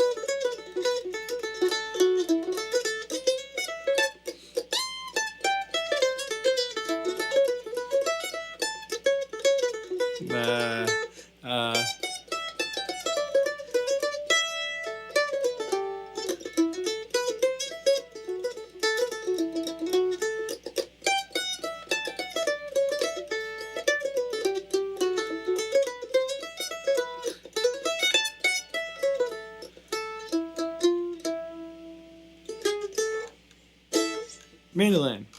What an instrument. Just do some mindless bluegrass shredding and let us watch it all.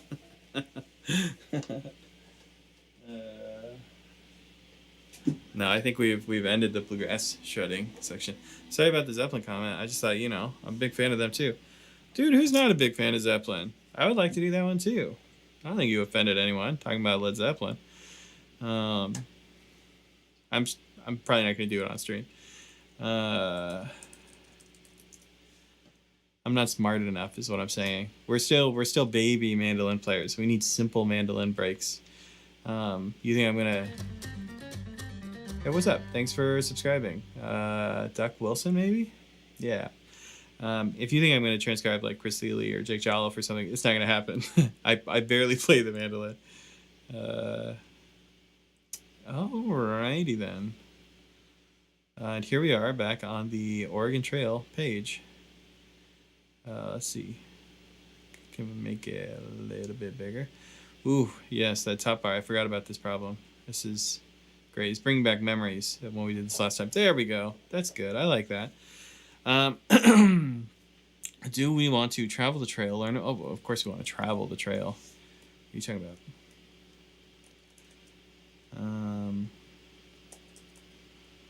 Although it is currently doing the thing. Ooh, this is nice. Oh. Oh, whoa. Nope. Nope, there we go. This could be the preferred method of play now. Ooh, look at that.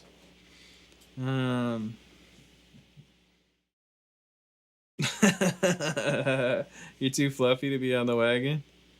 All right. So, last time, can I be a horse? That is the best comment. Okay, so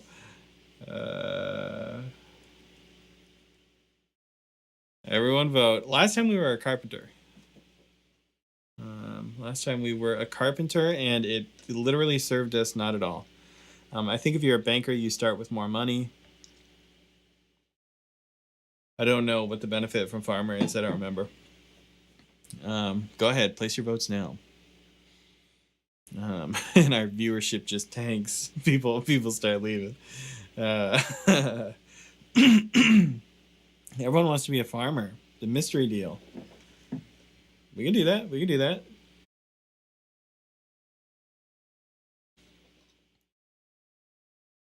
Give it a second though. Let's see if let's see if something else pops up. It looks like farmer's gonna take it. I'm gonna let farmer take it. If you want your voice to be heard, you gotta vote right away.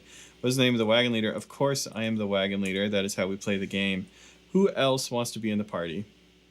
Please state your desire to be in the wagon, and maybe a short reason why I should include you. You know, you really gotta sell your case a little bit.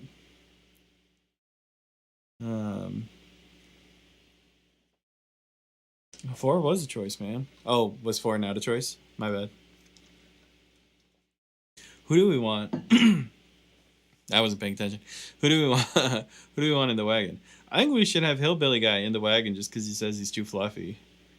Mason wants to be in the wagon. That's right. Yeah, Mason, you can be in there. Mason's gonna be in there. This is great. I'm a nice person, so I should be in the wagon. Dale should be in the wagon because he's a prodigy. And that is a good reason.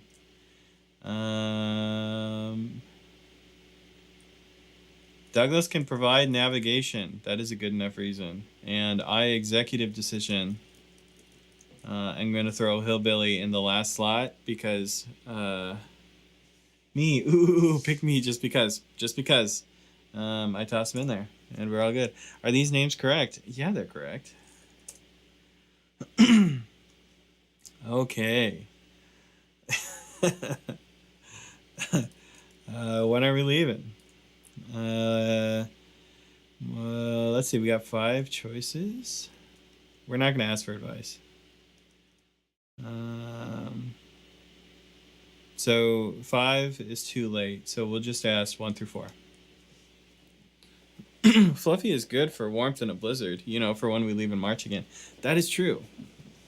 My yo-yo skills would probably be quite useful. That's true. We should have got you in for the yo-yo skills. Blythe doesn't want dysentery. Alright. Alright, gang. When are we leaving? Even if you're, here's the thing, that even if you're not in the wagon, you still get to influence when the wagon moves. You guys want to leave on my birthday month? You want to leave in April? That's not a bad gig. I mean, it's not March. And that means that we're making different choices. It's not going to be the same as last time. That's good. I appreciate that. Yeah, let's do it. Okay, cool. Let's lock it in. Let's keep moving. Seems like April is the time. Let's end that poll. I'm glad we didn't pick March again. Before leaving Independence, you should buy equipment and supplies. You have $400 in cash, but you don't have to spend it all now. Right? We're probably gonna spend it all now. That's fine. You can buy whatever you need to at Matt's General Store. Yes. Thank you. Okay, which item do you want to buy? We're buying our oxen first. I made a mistake here last time. There are 2 oxen and a yoke. I recommend at least 3 yoke. Charge $40 per yoke. Right, so he says we should take at least 3. Let's take 4, maybe, to be safe. Right, 4 yoke. So 8 oxen total. Then we need food. We got 5 people in the wagon. 200 pounds of food for each person. So that's like 1,000 pounds. And then we need clothing. Let's see, that's 5 people, 2 sets per person. That's 10 sets of clothes. Maybe let's do like 12. And then ammunition. This is where we spend all of our money. A cool, 70 boxes. And then spare parts. How about only people in the wagon are able to vote? I joked about that last time. I don't think it's gonna happen. Let's see. It's a good idea for you to have a few spare parts, right? So how many wagon wheels? We need a lot of wagon wheels. Actually, let's just do 3 of everything, because I think that's the limit on some of these things. And we're all good. Ooh, looks like we overspent just a tiny little amount. The tiniest little bit did we overspend. Just by a little bit. Just by a tiny little bit. So let's go back to food. That's where we spent the most money. Did I make a mistake? Oh. No, I didn't make a mistake. 200 pounds per person is 1,000 pounds of food. But let's be real, we're not going to be eating a whole lot. So we probably only need like 500 pounds of food, right? And then oxen. How many oxen do you really need? We could probably do with like 2 yoke. And then ammunition, obviously where we overspent. Let's take that back to a cool maybe 40 boxes. Wait, how are we still over? You know what? We need less clothing, gang.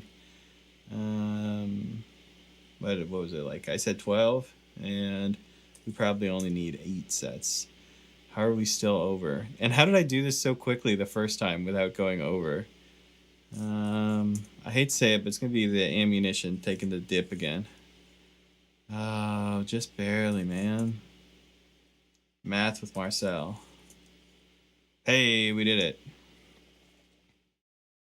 I think, get ready, not the food. No, I'm not gonna let you eat my food anyway. We can use the ammunition to get a deer. We didn't do any hunting last time. Has the game ever been finished on live chat? No, we haven't finished it. We just raced to the death. God, it's so loud. Let's just pull that down a little bit. Let's enjoy it. Take in the music, because you don't get a lot of music.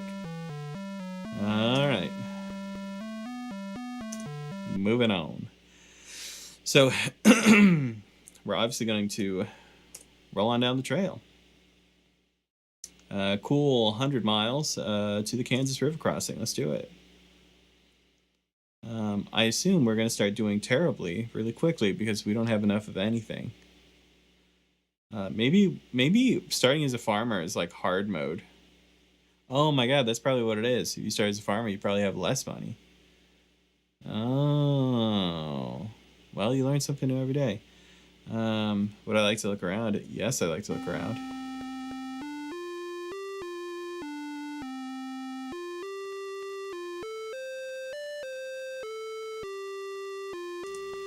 Wait, we can drop clothing if necessary and just not look at each other. 5 naked dudes heading out west.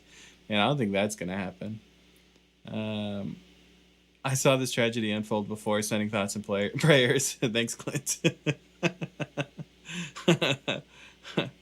All right, we're obviously continuing. You must cross the river in order to continue. The river at this point is currently 633 feet across and 5.5 feet deep in the middle. Cool. Looks like we're gonna have to take a vote.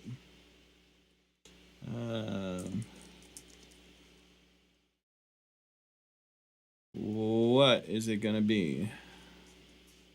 Is it gonna be 1, 2, 3, or 4?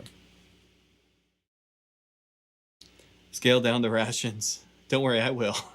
I will. Let's get across the first river, as is tradition, and then I will set the pace to grueling, and I will scale down the rations. I just tuned in. What the hell? Yeah, we're just playing a quick game of Oregon Trail, man. This is what we do. Please place your vote for how we cross this river. We can either ford the river, we can float the river, or we can take a ferry, or we can wait to see if conditions improve. Looks like no one wants to take a ferry. I actually don't think you can take a ferry in this first one. 2. Everyone wants to float it. We can float this thing. Just saying, we can float this thing. Oh, we got a tie. We got a tie between fording and floating. You guys got to vote. Vote. Figure it out. Come on, there's almost 30 people watching and only 10 votes. Vote. Guys, we have to wait for conditions to improve or we'll die. We're not waiting for conditions to improve. We're going to float this thing. Hey. All right, I'll give it a second. I don't want to like close the poll now that like favors what I want to do. I can scale down everyone's rations all by myself. Tell my mom I love her. All right, that's it. So we're going to float this bad boy. Let's do it. Look at the animation. And look, everything was fine, Mason. You didn't even have to worry about it, man. It's the future rivers that you gotta worry about. I'll just walk across. It's only 5.5 feet deep. That's true, yeah. If anyone is under, 5.5, probably want to get in the wagon. Another cool 80 miles. That's fine. Let's do it. But you know what I probably want to do is I'd like to size up the situation real quick because I would like to change our pace. I'm concerned we're moving a little slowly. So I'm just going to pop things up to a grueling pace. And then I'm worried about the food rations running out because we didn't buy enough. So let's just say that we're going to have a few bare bones meals. And then, maybe a quick hunt for food. I haven't done this forever. Okay, I guess I'm going to try to do this. Oh, wow. Ooh, dynamic. Let me tell you, this don't feel great. Oh, that's way better.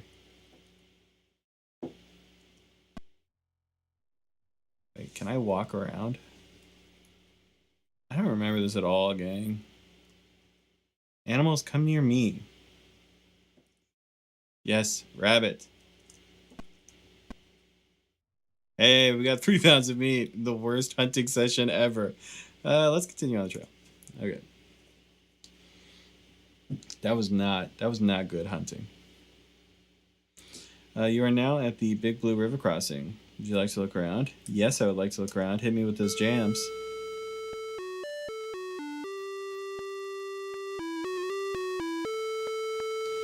Okay, thank you for the jams. Thank you. You must cross the river in order to continue. The river at this point is currently 240 feet across and 3.7 feet deep in the middle. Hey, gang. Marcel, can you transcribe Clarence White's Pull My Rag? Gavin, that's probably something we can do next week. We're wrapping up the stream with a quick Oregon Trail, so probably not today. YouTube might take your stream down if you shoot an electronic deer. That's true, Mason. All right, so 3.7. That's probably something that that's probably something we could afford. That's just me. That's just me talking. But I think we could. All right, guys, you all weigh in. Tell me what you want. Oops, I accidentally included 4 options. How about we don't get more information? It's kind of a useless option. Or we could do it because it's probably sick. Send Mason across first. Gavin says, okay, thanks. Yeah, sorry about that, Gavin. We just kind of, we already transcribed 2 tunes today. We kind of wrapped up. Sushi Cat hanging out. Hey, bud. Everyone says 1. Everyone wants to ford the river. Everyone's kind of playing a serious game this time. That's interesting. I feel like it was like kind of a funny game last time, and you guys are like seriously trying to beat the trail while also playing at a grueling pace. And I hope we didn't make it. Okay, we're gonna have to. Someone take this down. We're gonna have to get some clothes because the nightmare situation that Mason laid out, it's happening. We also are gonna need some wagon axles and a wagon tongue. I'll take the role of first sacrifice. Okay. Let's keep going. Actually, let's check in and maybe. Okay, lose the trail. Thank you. I was gonna say that maybe we could attempt to trade. 60 pounds of food. He'll trade you 1 set of clothing for 60 pounds of food. What? No. Okay, let's just keep going. We're gonna hit a town at some point. We hit a fort first, right? Yes. Take a stop. Look around. Listen to some jams. I would love to look around.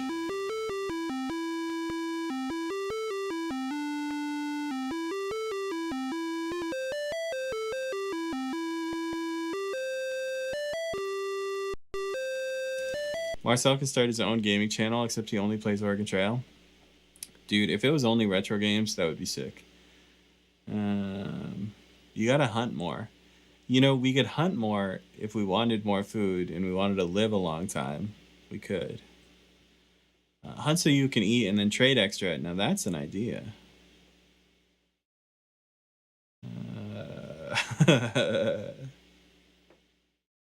Okay, let's buy some supplies real quick. Oh yeah, we don't have any money.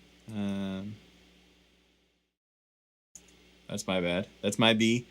Okay, let's instead.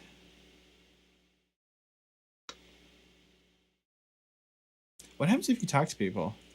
Wow, not gonna read all that. Let's continue on the trail and then let's hunt real quick. Severe blizzard, lose today. What are you gonna do? Hey, also it's my birthday. It's April 22nd. Look at that. Hunt for food, baby. Enter key to start or stop walking. Ah, that's what I didn't get. Yes, cool.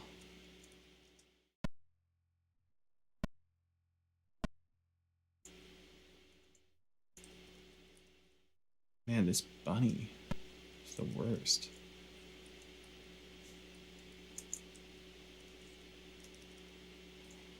Come get some. Oh, wait, come back.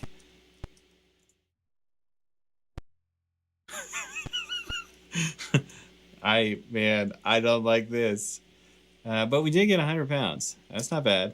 Okay, cool. So we could trade if we wanted to now. I'm not going to do that trade. It's a Attempt to trade something else. Yeah, let's do that one. Because we can get more food. We're cool. We got hunting skills. I like how it says Oregon Trail, the... Health is poor, and it begins. Everyone... Okay, we got a busk. Busk should be an option. Dale has typhoid. Dale says, I love cats as well. Everyone say a small prayer for Dale.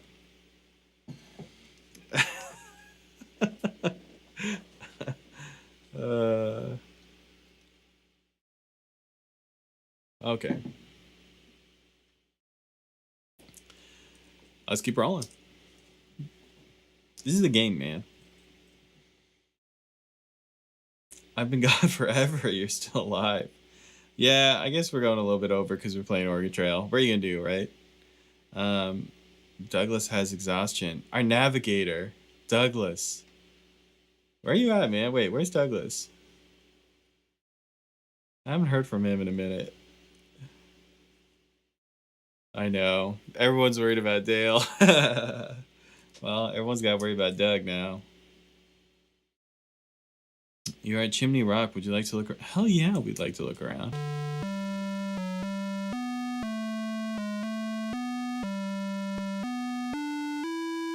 Jams. Bars.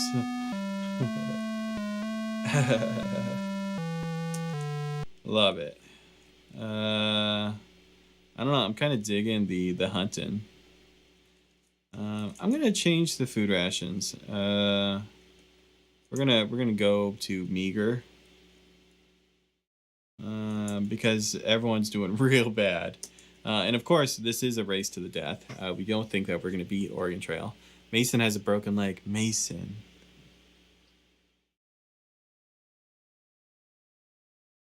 Mason, you broke your leg, buddy.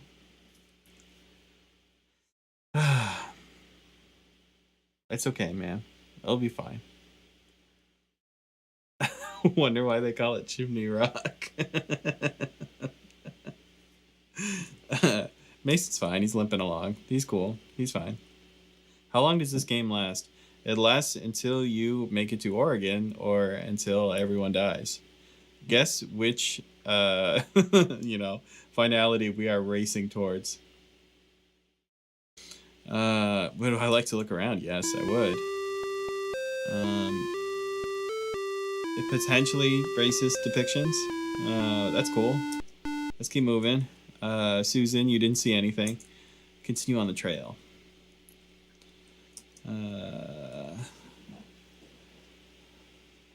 Hillbilly's still going strong. He is. He's probably eating the best. Douglas has a broken arm. Everyone's breaking everything now. Poor Doug, man. Gavin's I like that Gavin was like asking about a transcription. He's like, can we do this thing? And Gavin is also the one that's like, no, Mason. I love that.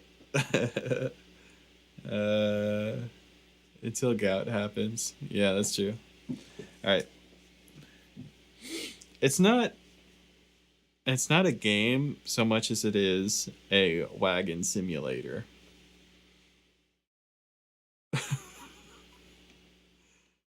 Oh, man. Yeah, of course we're going to look at Independence Rock. Were you kidding? Show me that thing.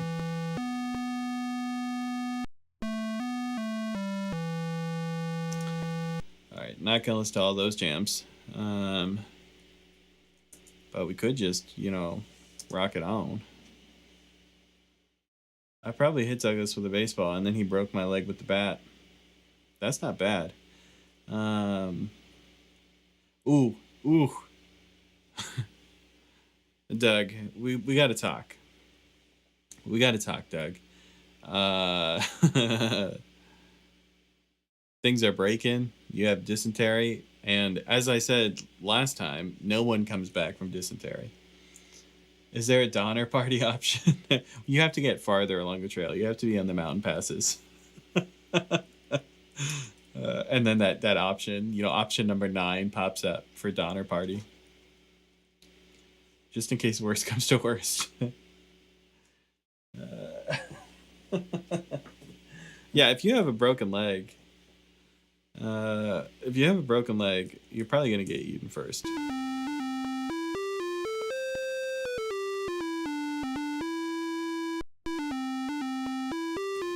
Doug says, "How am I still alive?" Not a bad question, man. Let me just say, ooh, we got a poll incoming. Which trailer are we taking?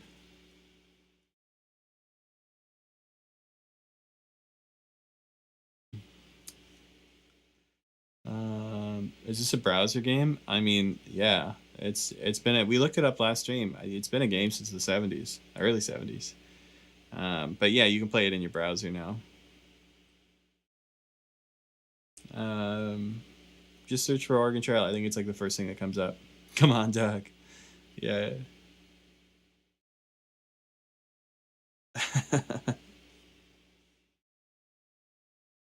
Does everyone know something that I don't know?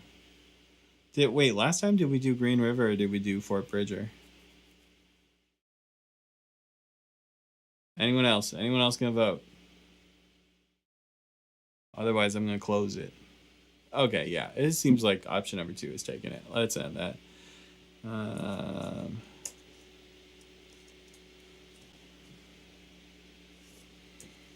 Let's play the hunting mini game real quick. I feel like I don't remember playing this game at all as a child. The controls are really weird too. So you like turn, it's like an 8-point turning system, and then you press enter to start and stop walking. Bizarre, man. My brain does not want to understand it at all. No.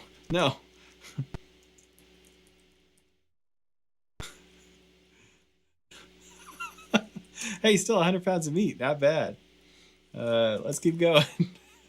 Could have been worse. Is getting ambushed a possibility? It should be. I mean, if you're watching 1883, it should be. Played this in school on the floppy disks.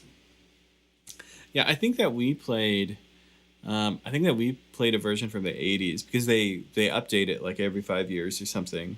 So we had a slightly newer version than this one, but it's the exact same game. Yeah, we want to look around.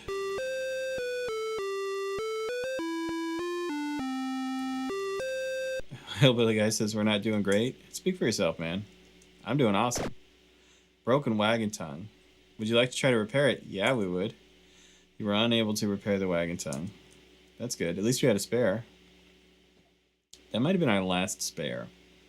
We might just die in the middle of nowhere because we have no more wagon tongues. Bad water. Mason has cholera. That's not great.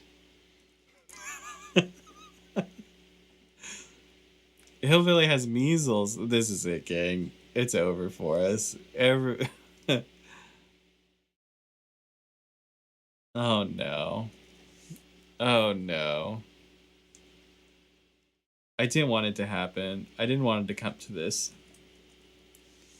Unfortunately, it has. So.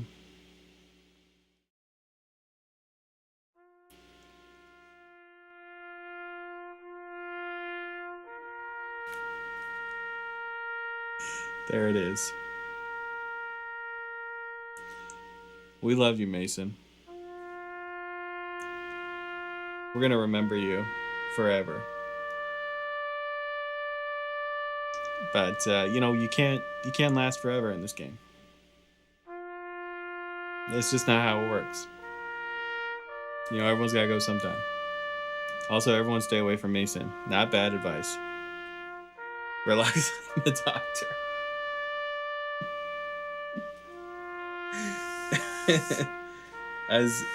As true or untrue as that may be, I don't think it's gonna help us right now.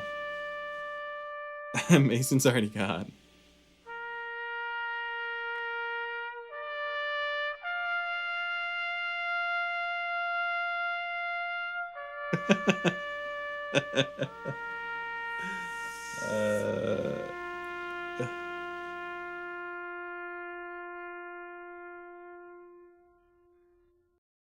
Starting to feel kind of funny, Mr. Rice. Okay. Thanks for that stirring rendition of Taps. Let's keep going. By the way, we're going to be dropping like flies now. Would we like to look around? Boy, howdy. Would we? Oh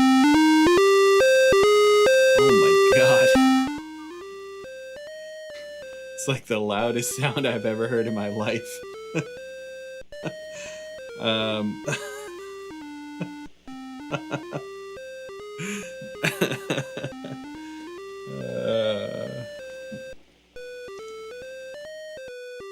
All right. Hey, who's who here? I think I'm the guy with the horns in the back.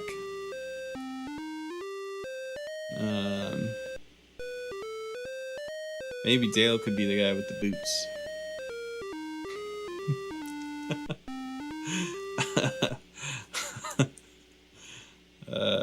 Yeah, let's go. We're killing it.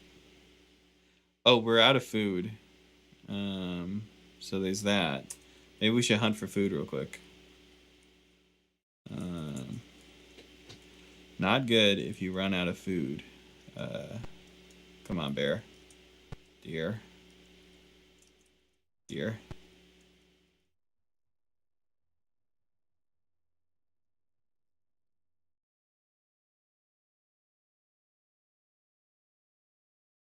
Trying to get fancy with the controls. Okay.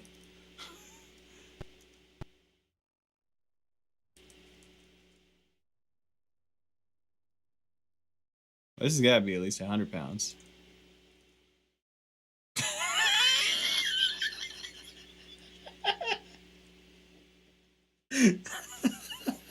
I didn't even know that update could appear at that moment.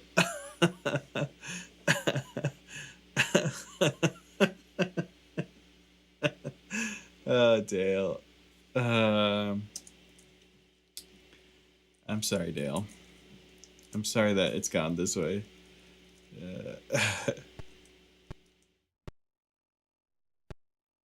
That deer was right in front of me.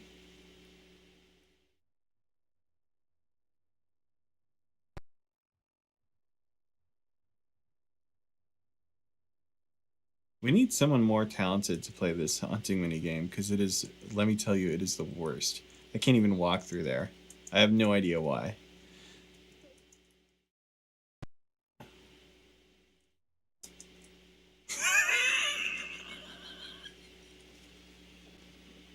I was trying to bring back food for Hillbilly. Oh no. Well, we all know what that means.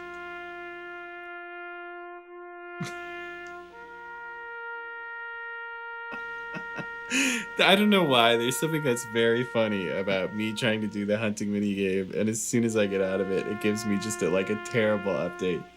How about we don't hunt anymore? Because if we keep hunting, the terrible things are going to keep happening.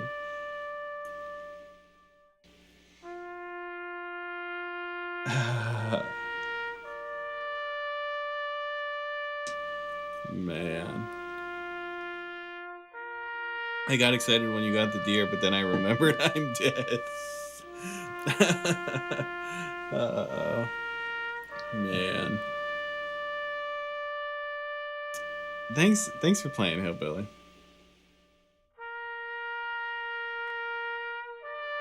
And moving on. Okay. Let's roll. At least we got some food now. Would we like to look around? Please.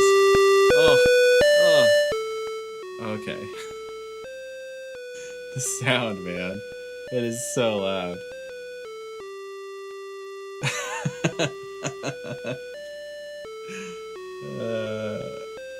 Maybe you shot him. Hey, I'm sorry I went like this, Hillbilly. I really did my best.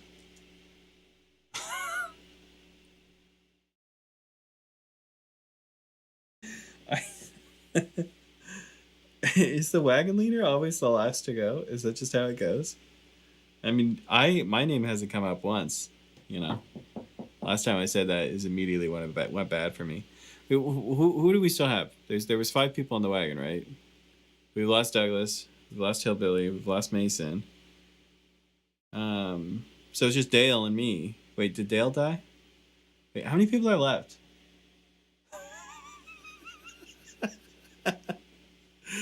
Oh, man. Douglas. We're gathered here to remember Doug, our navigator. Finally. His last wish was to be removed from this mortal coil.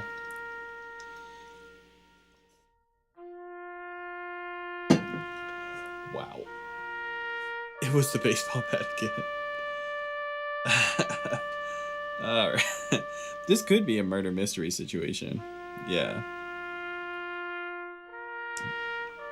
And thanks for playing, Doug. Let's get back to the trail, as they say. Very little water.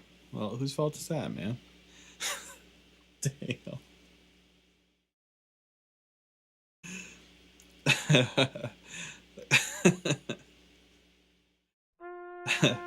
Let's put up the American flag for Dale, just because the irony is strong with this one.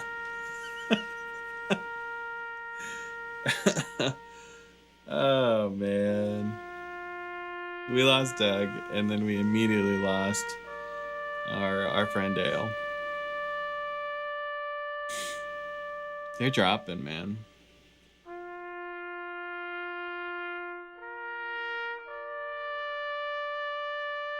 My ghost is now typing this. This is... Marcel, you're next. I know.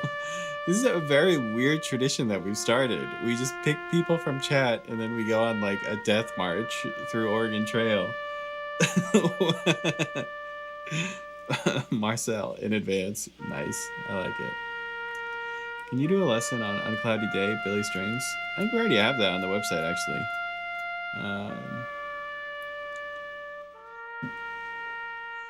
No, we gotta shut down taps for a second. We gotta at least play it like everything's gonna be good. Should I hunt? I got way more food than I need. I'm good. Whew. Bad water. It's fine. Impassable trail. And Marcel has dysentery. Man, that is 100% not how I want to go. Lose 8 days. Inadequate grass. Oh, for the oxen. Ooh, we got a bunch of bullets. We have so much food, though. We don't need to hunt. Find wild fruit. I think I know what's gonna happen. I think I'm gonna die in the river like last time.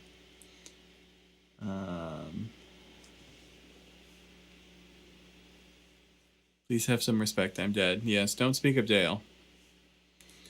I only play this game so I get everyone's stuff. That's the deal. Would you like to look around? Yeah, I'd like to look around. Oh, it's gonna be so loud. Oh, Shenandoah?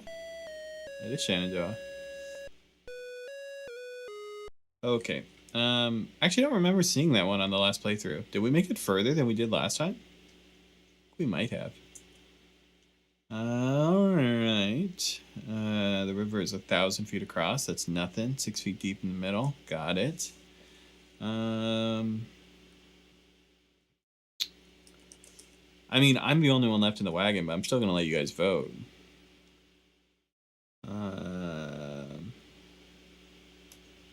Get in there. Just finished my Bluegrass Coalition submission. Nice, man. Get it in. Get it in. Are you going to go back home without us, Marcel? I'm going to Oregon, man.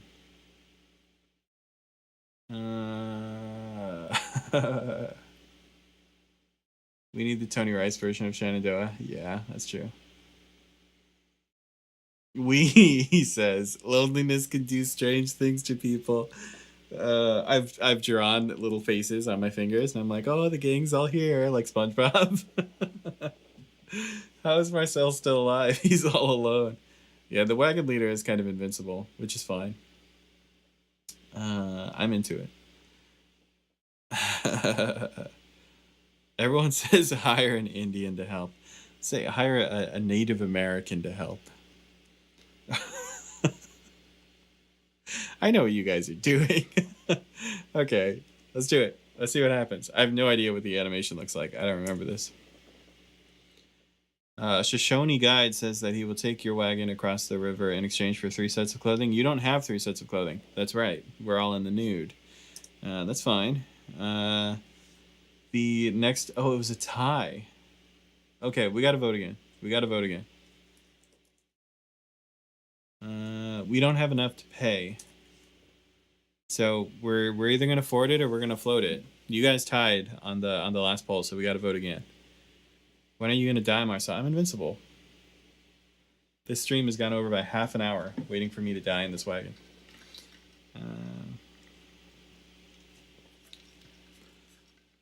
We need to write a song about Oregon Trail. We could. I like this tradition. I think it's fun to play with you guys. Okay, gang. What do we got? Everyone says float it. Wait, float it would actually work. Ford it is like guaranteed drown. Chandler Bagley Music. Thanks for stopping by. Okay, everyone says 2. Wow, okay, let's do it. I mean, I don't think there's going to be an upset. I think we should just go with number 2. Let's do it. Oh, man. I don't like this. Did I make it? You had no trouble floating the wagon across. Yeah, baby. Solo mission. Just another 100 miles. I can make it, man. Look at all the food I got. My health is fair, guys. I'm not even doing that bad. Health is poor now. Well, there you go. I'm not going to do anything to help myself. Like I said, race to the death. Would you like to look around? Yes.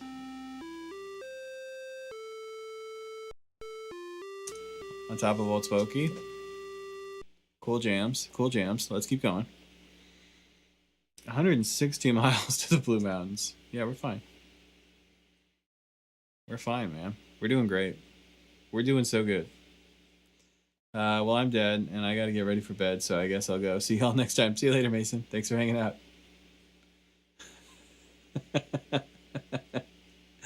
Wrong trail, lose 4 days. Awesome. Cool. Love it. Very little water. What are you gonna do? Would I like to look around? Yes, I would. This is the farthest we've ever made it on stream, by the way.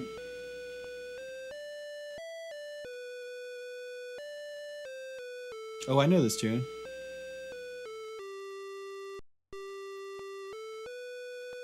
I can't place it. Can't place that tune. Anyone know it off the top? Trail Divine's here. Oh man, we've never made it this far. We've never made it this far.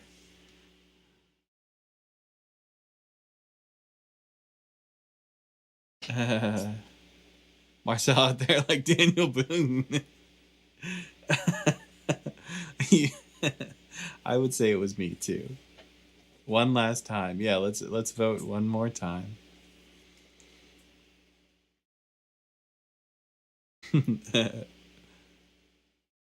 Can you do a lesson when you can on Dan Cray's Gray Eagle? I'm not sure I've heard that arrangement. At least not recently. I heard my cat sneeze. I don't know where he is. Oh, looks like an upset in the vote there. 2 took an early lead, and now number 1 is taking over. Everyone wants to go to Walla Walla. It's only 8 votes, though. There's more of you out there. I know there's at least 25 watching. I don't know. I think we should just take it. I'm happy to just take it. Let's take number 1. Davy Billy Goat Crockett. Okay, let's take it. Number one wins.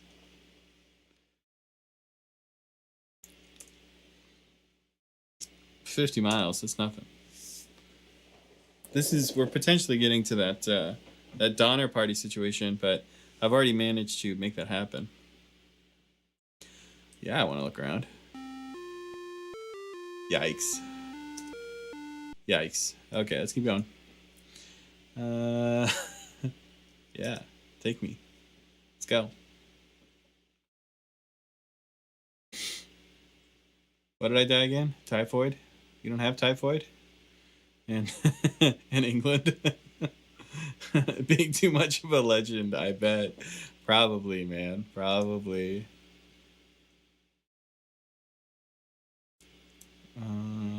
Would I like to look around? Yeah, I would.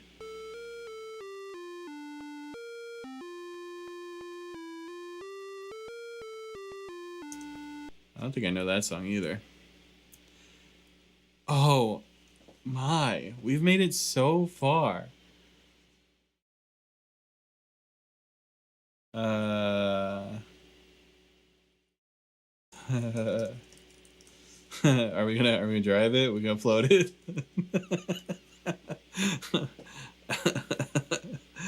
I can't believe we're still alive. I've literally done nothing. I haven't hunted. I haven't changed the pace. I haven't done anything to keep myself alive. I don't know how it's continuing.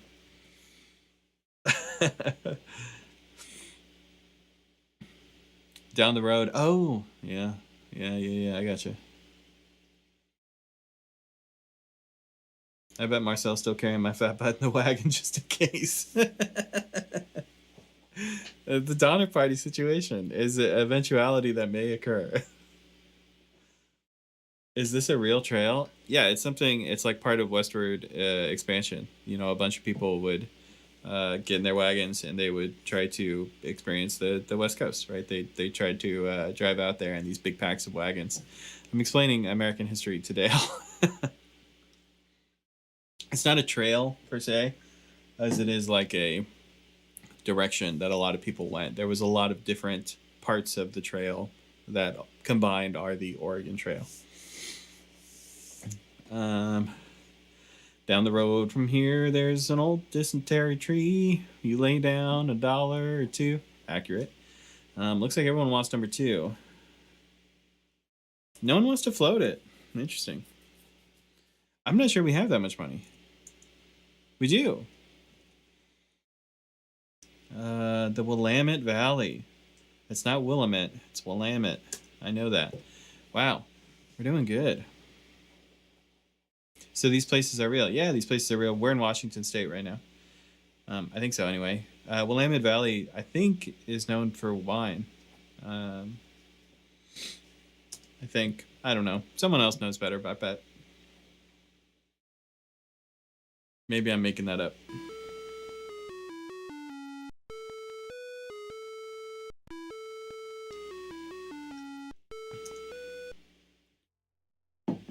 Oh my God. Congratulations, you have made it to Oregon. Let's see how many points you have received. I am honestly dumbfounded. I am shocked.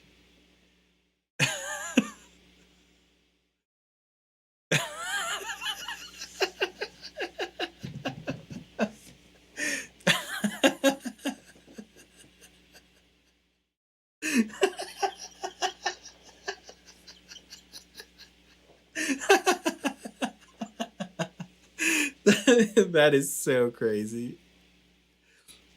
That is the dumbest, wildest thing. We actually beat Oregon Trail. How? Yeah, we didn't play a good game at all. We played a bad game. That was not good.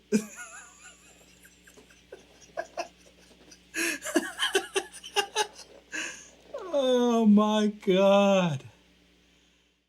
Oh my God. Let's go. For real. For real. 1 of 10 made it. That's right. Yeah, with last stream combined. Oh my God. Okay, let's figure out our point breakdown here. For going as a farmer, your points have tripled. Yeah, we went on like hard mode. That's crazy. Look at the stats. 0 sets of clothing left. We were joking about we were joking about being naked in the wagon and trying to barter with people. That's literally what happened. There was no clothes left. With $2.50 in our pocket. It's the shirt. The shirt is lucky now. Oh my god.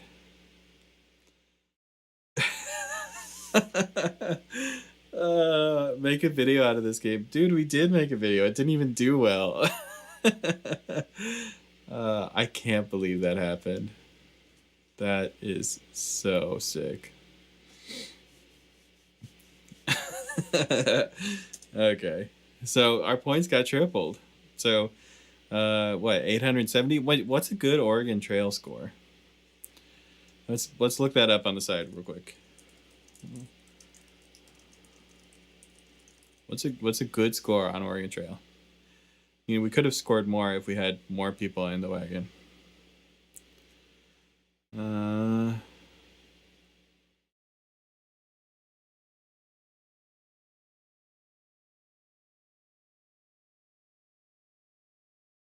Let's see. I feel like we did good. I mean, I'm not finding a lot of information out there, but I feel like we did good. How about you write that song "Going to Oregon" in honor of your victory? We could. Okay, gang. I can't. Oh yeah, look at the real scores.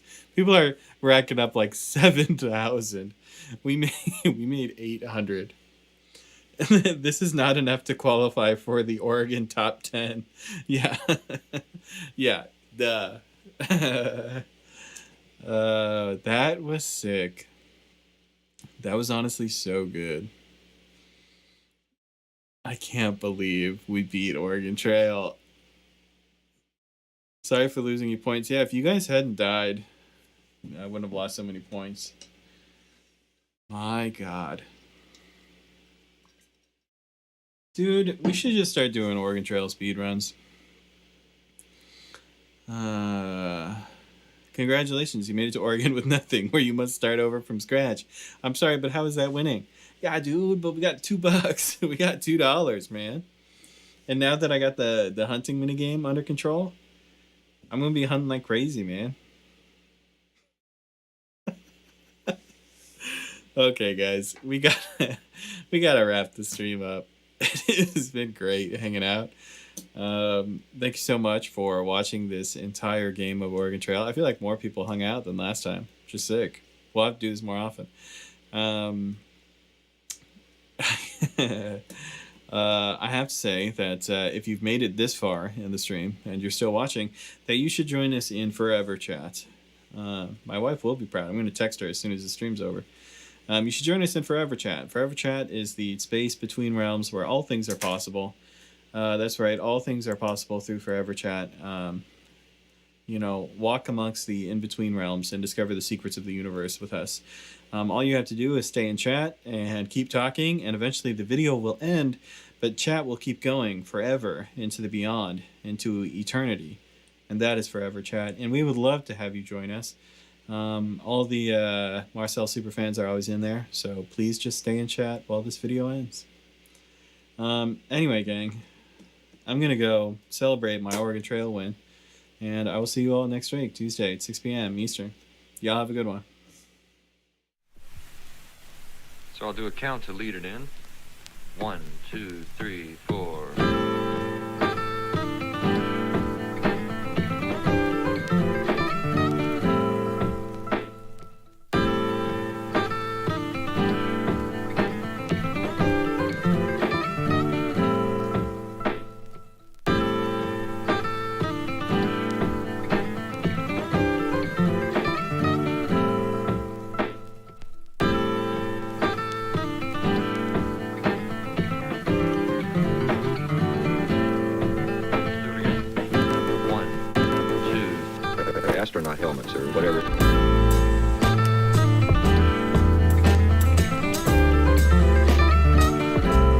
some people that like a tighter sound. Tighter sound. Do it again.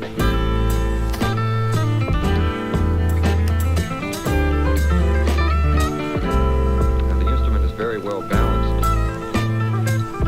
Very well balanced. A couple of things I should mention now. The other instrument that I have is one that I played, I think, more than I have any other. Now, the instrument is very well balanced. It's a custom-made ovation. If I were you, I wouldn't take a prejudice to guitars that have plastic backs.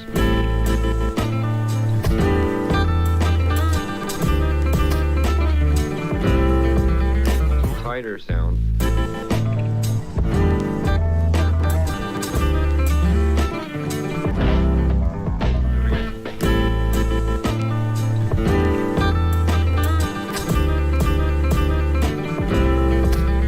Tighter sound.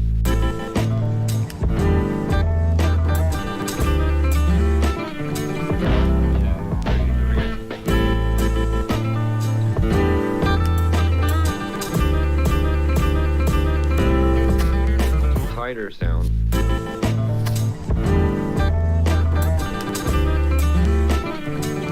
It drifts away from the norm.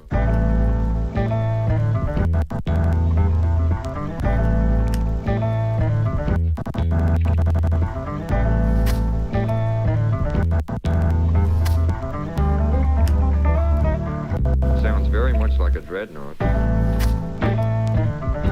Tighter sound. 1, 2, 3, 4.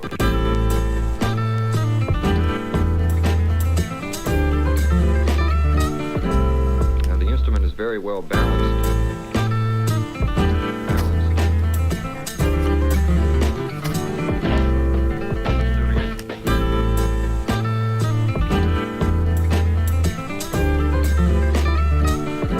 There's some people that like a tighter sound. Tighter sound. Do it again.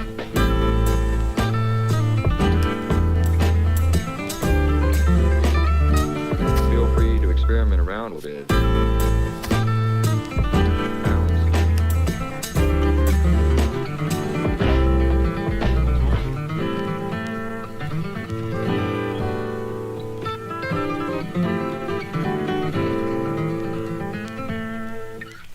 A couple of things I should mention now is that, first off, neither the rhythm through there nor the improvising part over the rhythm were what I would consider the ideal, but I think you get